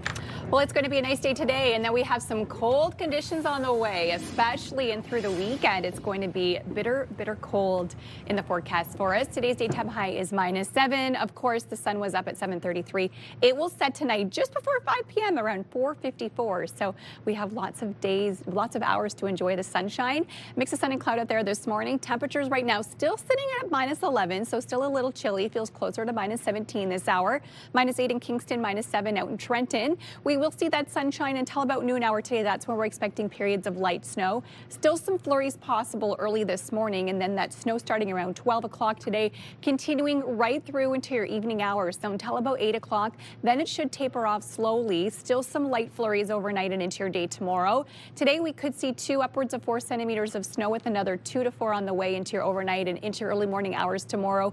We'll then see some lingering flurries Thursday right through into your day on Friday. So a couple of snowy days before we see some bitter cold temperatures on the way, especially towards the end of the work week. Daytime high today, -7, fairly average. Normals around -6.4 degrees for this time of the year. -7 as well in the valley. -8 is your daytime high in Kittigan, Zibi. So of course, if you're heading out today, you need to dress warmly. Make sure you have the warm clothes, especially throughout your early morning hours into the afternoon. Temperatures hovering around -7, and all that snow 2 to 4 centimeters starting around noon hour today. Temps today will actually slightly warm up. We'll be having around -6 overnight. Not so bad tomorrow, especially early in the morning. It will be warmer in the morning than into the afternoon. -16 is the overnight low Thursday, and then that's when the cold weather will set in. Friday, daytime highs of -15.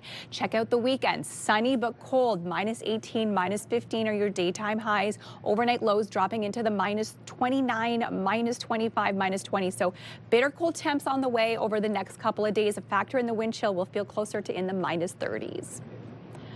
On your roads this morning, the collision on Prince of Wales has been cleared. This was at Prince of Wales and Rideau Valley. It has been now cleared. Eastbound on the 417, we're seeing moderate buildup beginning at Moody and through Woodruff. Westbound on the Queensway, congestion at Saint Laurent through Parkdale. Heading west on the 174, slowdowns at 10th line to the 417. McDonald-Cartier Bridge is moving slowly, while all other bridges coming in from Gatineau are moving well this hour. Thanks, Melissa. Well, especially when you look at that forecast as we head into the weekend with those cold temperatures, we got some advice for you. So still to come on Your Morning Ottawa, when it's frigid outside, how do you stay warm inside your home but not pay a fortune? Coming up ahead, how to beat the bills on your heating costs. Our guest is standing by in the CTV Your Morning Lazy Boy Lounge. Nice and cozy there, staying warm, you know, maybe just a foreshadow of what's ahead. We got Chris Eads from W.O. Stinson & Son joining us with those safe tips to make sure we don't end with that ice Prince house that we saw earlier. We'll touch on that too. Outside through our Centennial Glass Skycam, and it's a little cool out there right now with some snowfall, but temperatures close to -30 over the next few days. Stay with us, friends. We'll be right back.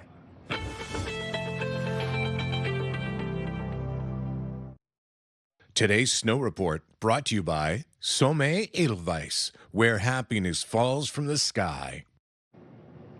And they have 2 of their 5 lifts open and 11 of their 22 runs open. Elsewhere on the mountains today, 4 lifts open over on Mount Cascade. Calabogie Peaks has all of their lifts open. You can find 11 runs over at Borlage, and Camp Fortune has 5 of their 6 lifts open. For the quickest access to the mountain, purchase your tickets online, summitedelweiss.com. Grab your pass at the pickup box and head straight to the lift.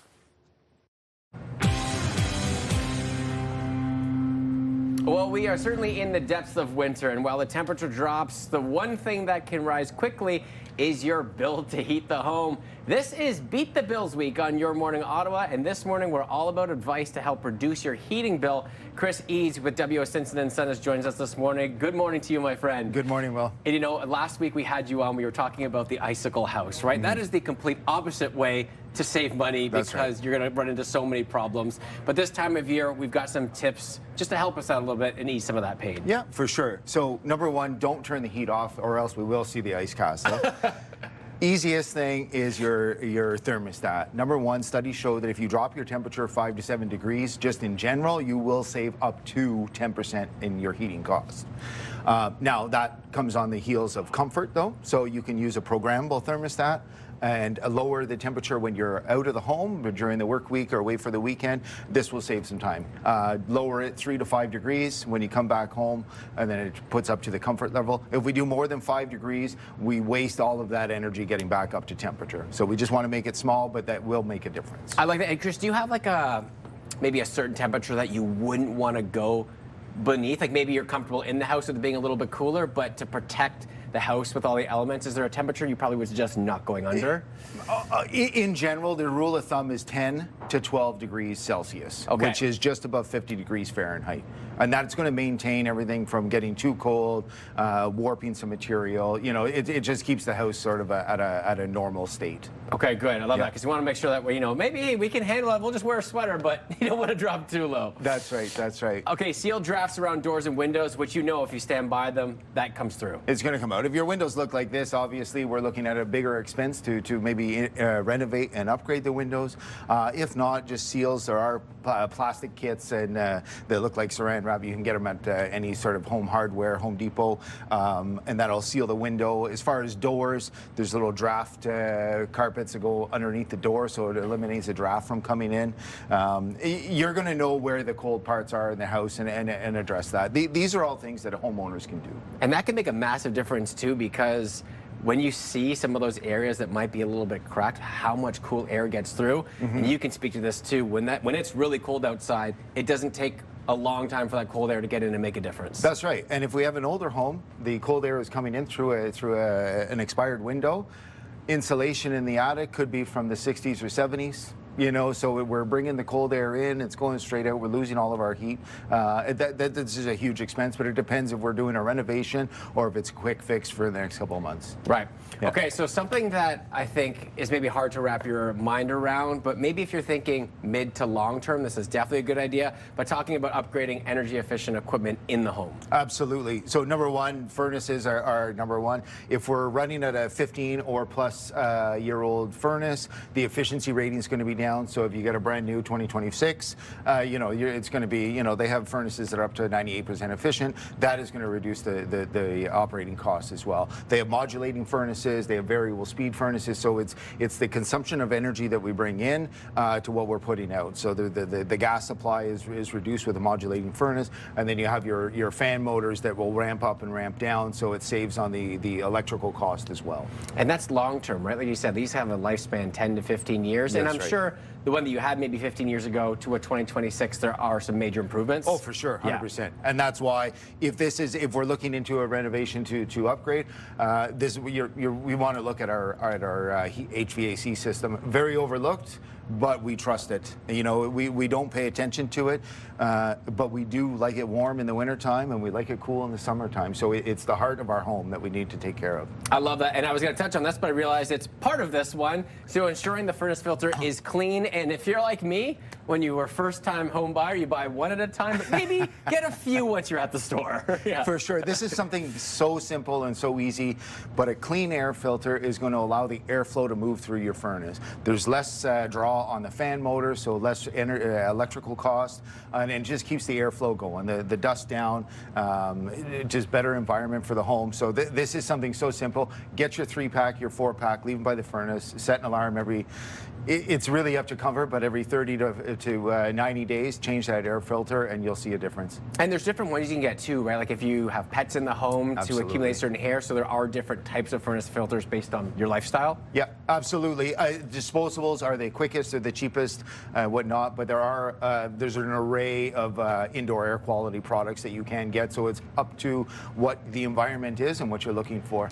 Well, Chris Eades, really appreciate your time from WO Stinson and Son, especially as we head into the next few days where we see temperatures maybe up to minus 30 degrees. It is perfect to have you with these tips this morning. For sure. Thank you so much. All right, as we continue to look at the rest of the week, we are still feeling a little bit cool outside, but temperatures are dropping. Maybe extreme cold warnings coming into effect. But before we even get there, a little bit of snowfall through the day today. Stay with us. We'll be right back.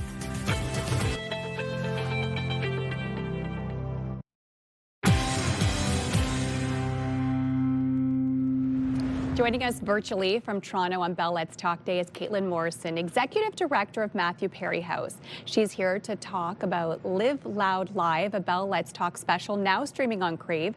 Caitlin, thank you so much for being with us today.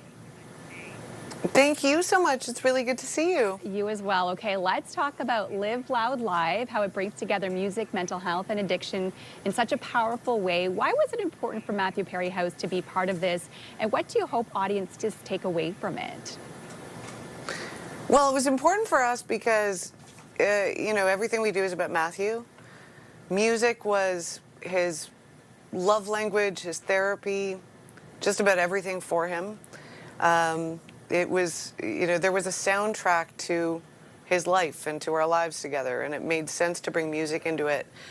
But what ended up coming together was this just incredible expression of artists and passion and like a really accessible thing where you feel like the people who are, you know, kind of idols to you, the people who you think are just immune to everything, they're getting on stage, they're singing a song, but they're talking about the things that matter to them, and you realize that, you know, the things you go through, other people go through it too, and it's okay to find an outlet for that. It was really nice. It makes me cry a little bit. Oh, I bet. Well, thank you for sharing that with us. And Matthew Perry House focuses on life after treatment, which is something that many people don't talk about. Can you explain why post-treatment support is so critical? Absolutely. Well, you know, the thing about treatment is that it addresses a crisis in people's lives. It addresses a moment where everything has sort of come crashing down and there's nowhere else you can go but a place to get help. And when you've reached that point on a substance use journey, if you will, going into treatment and sort of escaping from your life for a minute and finding a second of sobriety is all very well and good. But the brain still takes a long time to heal. The life that has been impacted by substance use is still very much chaotic and has a lot of broken pieces and a lot of relationships that need to be fixed.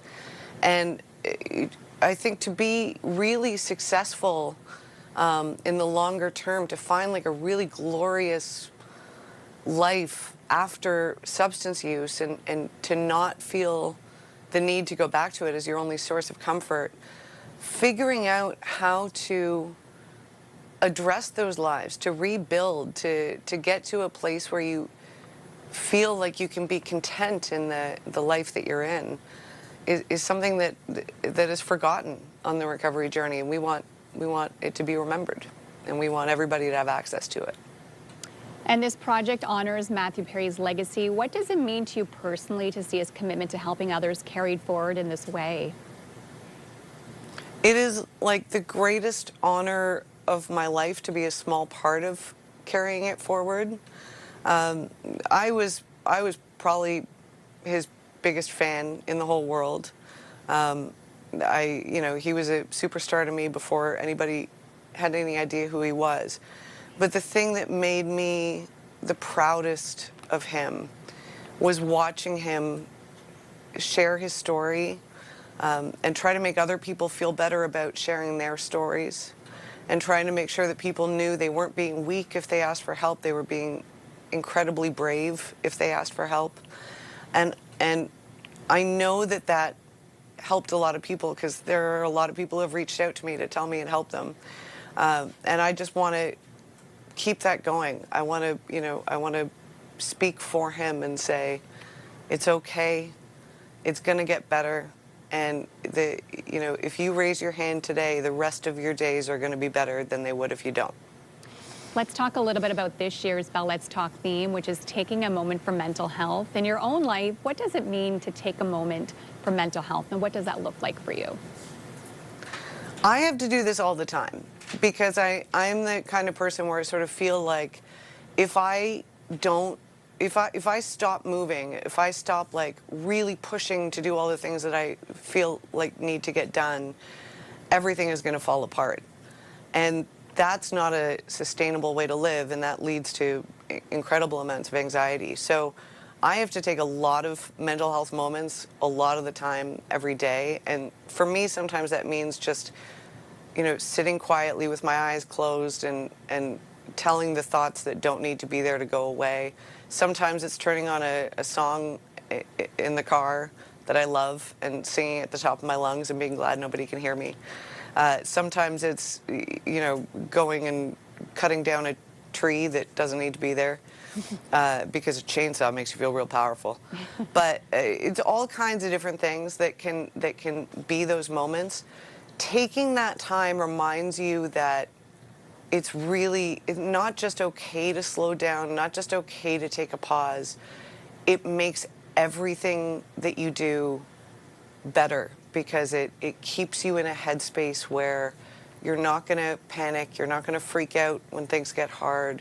You know that that moment of serenity and peace can always be there for you. So I make it a habit, and I highly recommend making it a habit. Well, thank you, Caitlin, so much for this open and honest conversation with us here today. Oh, well, thank you. It's always good to see you, and I hope to see you again soon. You as well. We can't wait for that. Yeah, thank you. You're welcome. And just to remember that today is Bell Let's Talk Day, a national reminder for Canadians to prioritize their mental health. Organizers are hoping Canadians will join them in breaking down the stigma. And still to come here, Morning Ottawa, we're getting a sweet taste of some unforgettable custom creations. Fanny's Hub is in the Your Morning Kitchen after the break.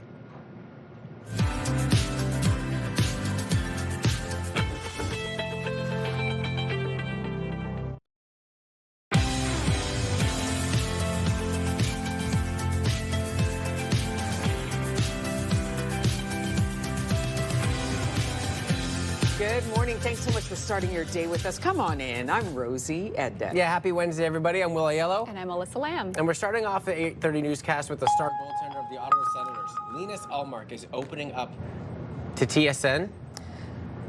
The star goaltender of the Ottawa Senators. Back to me now. Ullmark, there you go. You got it. We'll continue to talk about Ullmark through the morning. He's opening up to TSN about his toughest opponent off the ice. This is why he temporarily stepped away from the organization amid the rumors that spread on social media. The real reason is mental health. It comes a time, and you never know when, where the cup starts to overflow. And for me, that was the game against Toronto, where I was having panic attacks. It took them less than 24 hours from my absence of leave to try to find reasons to why I'm gone, saying that I'm a homewrecker, a person that no one likes in the team. The 32-year-old hasn't played in a game since December 27th. Ullmark rejoined teammates recently for practice, but there is no firm timeline for his return to an NHL game. Prime Minister Mark Carney is wrapping up his 9-day trip around the world today after getting a rare standing ovation for his speech in Davos. In a world of great power rivalry, the countries in between have a choice: compete with each other for favor, or to combine to create a third path with impact. Prime Minister Mark Carney told a room full of leaders that the world order is not transitioning, it's rupturing. He says countries like Canada must change how we operate. Prime Minister Carney also spoke directly about Greenland and U.S. President Trump's plan to take it over, saying Canada strongly opposes tariffs on Greenland. An Ottawa man is sharing his wife's painful experience after they waited 3 hours for an ambulance to arrive after breaking her legs. The 75-year-old Sandy Kratzberg took a fall on December 21st, breaking her femur in one leg and tibia in the other. 911 was called, but what followed was a painfully long 3-hour wait until paramedics finally arrived to deliver care. Sandy's husband, Sid, told us the first ambulance arrived after 2 hours. As we were looking out the window, the ambulance turned around and left. About 5 to 10 minutes later, the dispatcher called and said that, oh, sorry, there was a life-threatening emergency. I understand, but it's so hard to justify the wait time. In a statement, Ottawa paramedics confirmed that 3 ambulances were in fact sent to Kratzberg's emergency, but the first 2 were redirected for life-threatening calls. The service says events that day were uncommon. A celebration of life was held for a well-known community champion who is no longer with us. Family, friends, and the community gathered at the Canadian Tire Centre to remember Tyson LaFave, who passed away on Christmas Day, and whose love of hockey was second only to his love of helping others. As a child, he received a wish through Make-A-Wish Canada, meeting actor Adam Sandler that sparked his mission to $1 million, raising $1 million, helping 100 other children receive their wishes. Everyone who knows him loved him. We could see it tonight. Like he touched the heart of a lot of people. You were everything. There's a huge hole in our hearts. We miss you, and we'll love you forever, son. Friends and family say that he lived by one simple motto: let's go have some fun. Tyson died on Christmas Day at the age of 25. 4 pets are dead after a fire in Vanier. A resident called 911 early Tuesday morning, reporting smoke and flames in the basement of a home on Dieppe Street. All 4 residents living in the home managed to escape. 3 cats and a dog were found unconscious inside the home and died from their injuries. The cause of the fire is under investigation. Local shops say that the price of coffee is grounds for concern as the cost of beans just continues to rise. StatsCan says the price went up 30% last year, but some say that could be even higher. Our price increase was between 40 and 45% rather than 30% because, again, a higher quality coffee, attract, definitely higher prices. We had to absorb, most of it. We did have a small increase. Many big companies or independent coffee shops are doing what they can not to download the increase to consumers. Economists have been warning about rising coffee costs for quite some time. Police won't lay criminal charges after a school bus damaged Ottawa's newly built Kaweki Point. But the repair bill for the landmark lookout likely won't be cheap. It's quite expensive. It's been used for years in traditional totem pole making and things like that. According to the owner of the wood source in Manotick, the high-end Alaskan yellow cedar beams could cost a minimum of $40,000 to $50,000, and that's just for the wood. That's not including construction costs. The NCC says it's seeking compensation for the damage. A 70-year-old Saskatoon runner is celebrating a new Canadian record. She didn't just set it. She destroyed the record by 8 seconds. So when I turned 70 and I started looking at records, I thought, oh yeah, I think I can get that one, yeah. Lynn Warrickup ran the indoor mile in just over 7 minutes, setting a national record for women in her age category. The previous record was set by an Ontario runner back in 2007. While most people dread getting older, Warrickup was actually counting down to her 70th birthday because she wanted to race in the new age group. She said running has carried her through some of life's toughest times and is encouraging people to find what moves them. Oh, I love it. I mean, and that touches on what we talked about today about, it's Bella's Talk Day, and we talk about, how do you how do you offset some of the struggles that you go through with your life, and fitness is top of mind. And she goes, at 70, I'm going to keep setting some new records. Yes. That's Keep wonderful. on moving your body, as you always say, Rosie, right? No matter how you do it, whatever you do. And you'll want to do that because it's going to be a little bit cool. So if you are heading outside, maybe do a little jog to the car and back. Warm up before you shovel. That's how you're going to be moving inside today. We are expecting more snow on the way into your afternoon. Right now, we're seeing a mix of sun and cloud. We are still sitting at -11. Feels closer to -17 this hour. -8 in Kingston, -10 currently down in Brockville. So we are seeing that sunshine. Still very cloudy outside. We could still see some flurries this morning into your early afternoon. Then starting around noon hour today, that's when we're expecting a little bit of snow on the way. We could see 2 upwards of 4 centimeters of snow into your day ahead in through about 8 o'clock tonight. That's when it will taper off slowly into some flurries, but still some accumulation overnight and into your early morning hours. We could see another 2 to 4 centimeters tonight, bringing that total to about 8 centimeters by tomorrow morning. So we do have some accumulation on the way. Some light flurries then in through Thursday, which will continue in through Friday. So a couple of snowy days before we see bitter cold temps on the way, especially Friday in through the weekend. Daytime highs today, not so bad, fairly normal for this time of the year. -7 is the high here in Ottawa, -6 in the Seaway. -7 is also the high in the Valley. -8 is your daytime high in Kitigan-Zibi. So over the next couple of days, that's when we're going to see this shift from temperatures, especially overnight Thursday and through the weekend. -6 is where temperatures will hover tonight, so we'll actually warm up slightly into your day tomorrow, -4 in the afternoon. Getting cold overnight, dropping to -16, and then it's just going to stay cold and through next week. -15 is the high on Friday. Overnight, almost dropping all the way to -30, -29 is the overnight low. We're going to factor in the wind chills. It's going to be extremely cold and will stay cold in through the weekend. Even though the sunshine will be out, it not warming up temperatures whatsoever. -18, -15, your daytime highs overnight into the -20. So very cold conditions on the way. Weather brought to you by Yeckendorf Rashid. Experience knowledge and a commitment to excellence. On your highways this morning, eastbound the 417, seeing buildup beginning at Moody and through Woodruff. Westbound the Queensway, still seeing congestion, Saint Laurent and through Parkdale. Heading west on the 174, slowdowns 10th line to 417, and McDonald-Cartier Bridge is moving slowly. All other bridges are moving fairly decent this hour.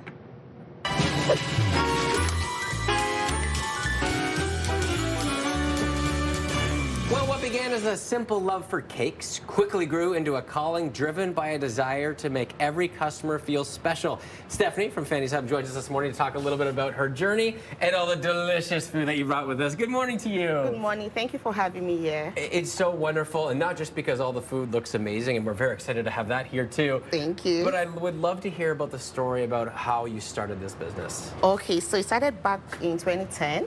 So I have an elder sister back home in Nigeria, Abuja to be precise. She has the best cakes. So she kept on asking me to help her bake cakes, help me do this, help me do that. And I was doing that out of love because I loved cake. And I came to Canada and I baked for a friend, and everyone wanted to eat the cake. Like everyone who had a cake kept on asking, Stephanie, please, can you make cakes for me and all that. I was an accountant at that time. I had to leave my job to just focus on cake. So this is full time for me. So you went for the dream. Yes, I went for the dream. I love that. And before we get to a little bit of a demo here, can you tell me about the name?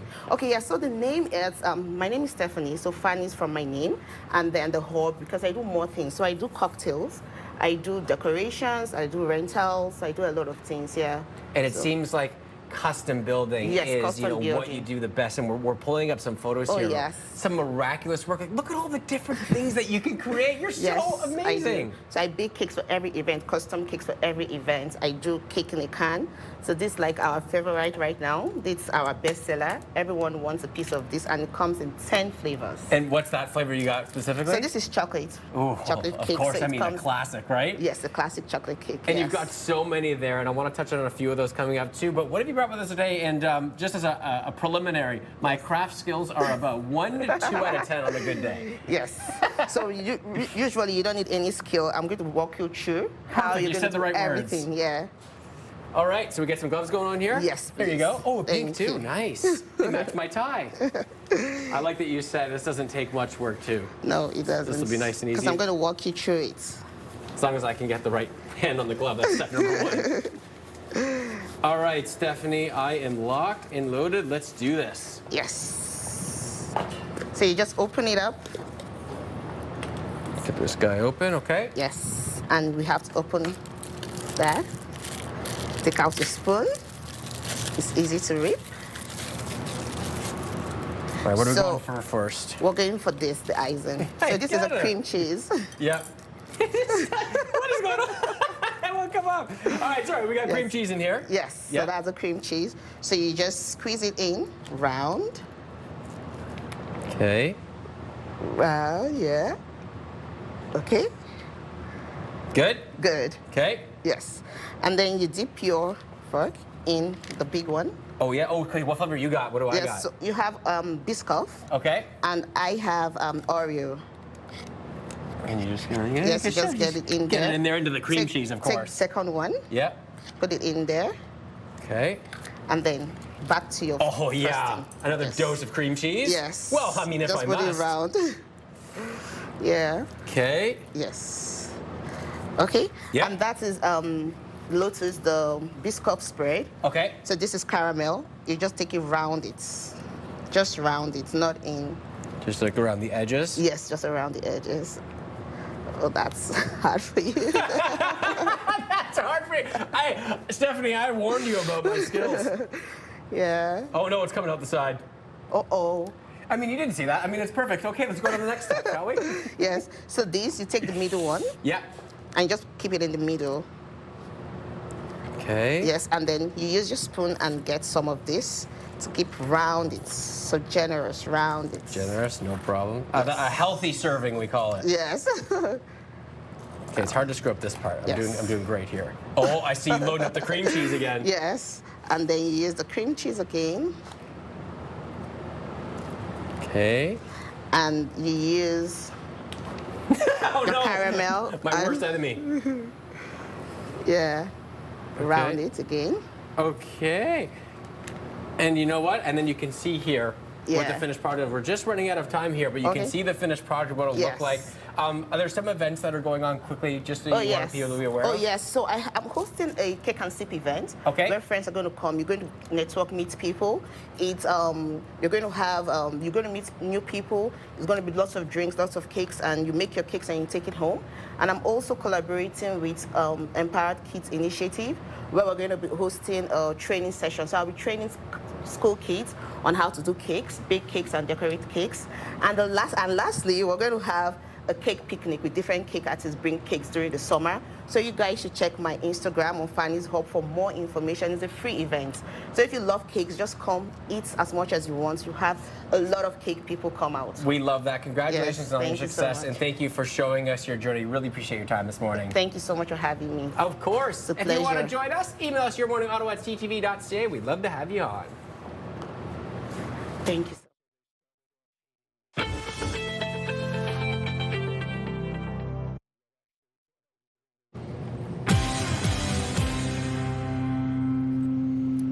Good morning and welcome back. Today is Bell Let's Talk, and Operation Lifesaver Canada's mission is to get to zero rail-related incidents, and they have launched a new campaign urging people in crisis to reach out.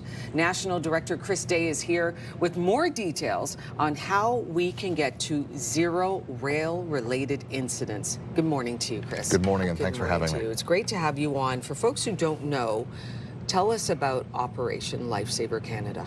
So we've been around since 1981, and as you say, our mission is to get to zero. That means zero rail-related incidents, zero rail-related deaths, and zero rail-related injuries. Over the last number of years, we've seen a very troubling spike in the number of trespassing incidents in this country. So that's people going on to tracks, railways, etc. And often they're getting hurt or killed. And that's spiked a lot in recent years. The last numbers that we have from up to the end of last year show that incidents are up 24% over the 5-year historical average. Fatalities are up 10%, and serious injuries are up 41%. Excuse me. So this is all to say the mental health crisis that we're seeing in Canada is playing out in attempts and rail suicides, and we all have a role to play in getting to zero. The campaign is quite important because of those numbers that you just cited. Yeah. The numbers are going up with folks experiencing severe mental health crises. Yeah.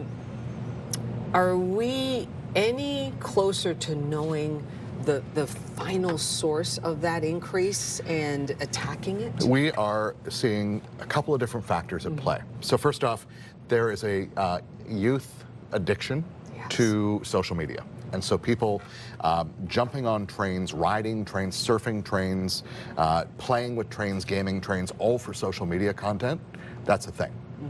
There is also the cost of living and affordability issues that we've seen, encampments along railways, and people living in tents with all the things that come with those, so addiction issues and various other things. And there are other unresolved mental health issues. So our message in this campaign is to please reach out. If you are in crisis, if you're having suicidal thoughts, please reach out to loved ones, to family, to our partners at 988, trained professionals. There's always someone there to listen, and just reaching out today can make tomorrow better. Operation Lifesaver Canada, how does that campaign reach people? So it's with a great partnership with Bell, and thank you for that. We have a digital ads going across the country. You'll see them on Bell networks. We've also got billboards in a couple of hot spots across the country, including in Edmonton, including in Montreal, where we've seen these incidents very troubling, and we're trying to get people's attention to say, just take a beat. Call the number, 988. It's a simple call. There's someone there on the other end of the line. Talk it out, and that simple act can save lives. 988. That's it. Open all day? 24/7, 365, and they're wonderful, wonderful partners in our campaign to save lives. If you are in trouble, or you feel like you need that help, or you think you know somebody that does, 988 is the number that you can call. Absolutely. Really. Operation Lifesaver Canada, Chris Day, thank you so much for coming by, for what you do, and continued work. One day, hopefully, we won't need Operation Lifesaver Canada. Trying to get to zero. We get it to zero That's it. there. Thank you so much, Chris, Thanks, for Rosie. everything. Thank Appreciate you. A reminder that if you are struggling, you can reach out anytime by calling or texting 988 or visiting 988.ca. We'll be right back.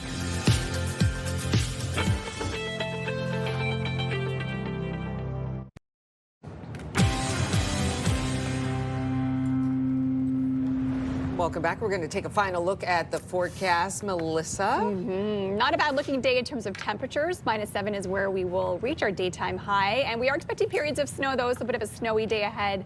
Around 12 o'clock this afternoon is when we're expecting periods of light snow, 2 to 4 centimeters today. And temperatures will actually warm up tonight, hover around -6. And we could see another 2 to 4 tonight, bringing that total to 8 by tomorrow morning. Some lingering flurries in through your day on Thursday. And then look at that shift in temperatures from Thursday to Friday for your daytime highs, a little over 10 degrees.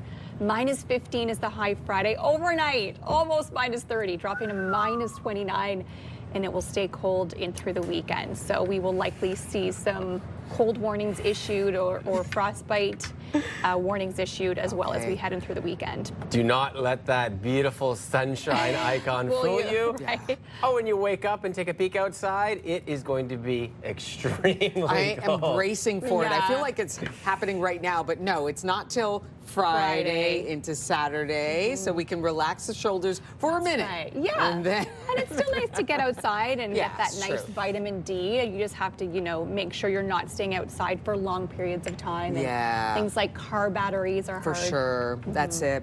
Remember, today is Bell Let's Talk Day, so take care of your mental health. Be there for others.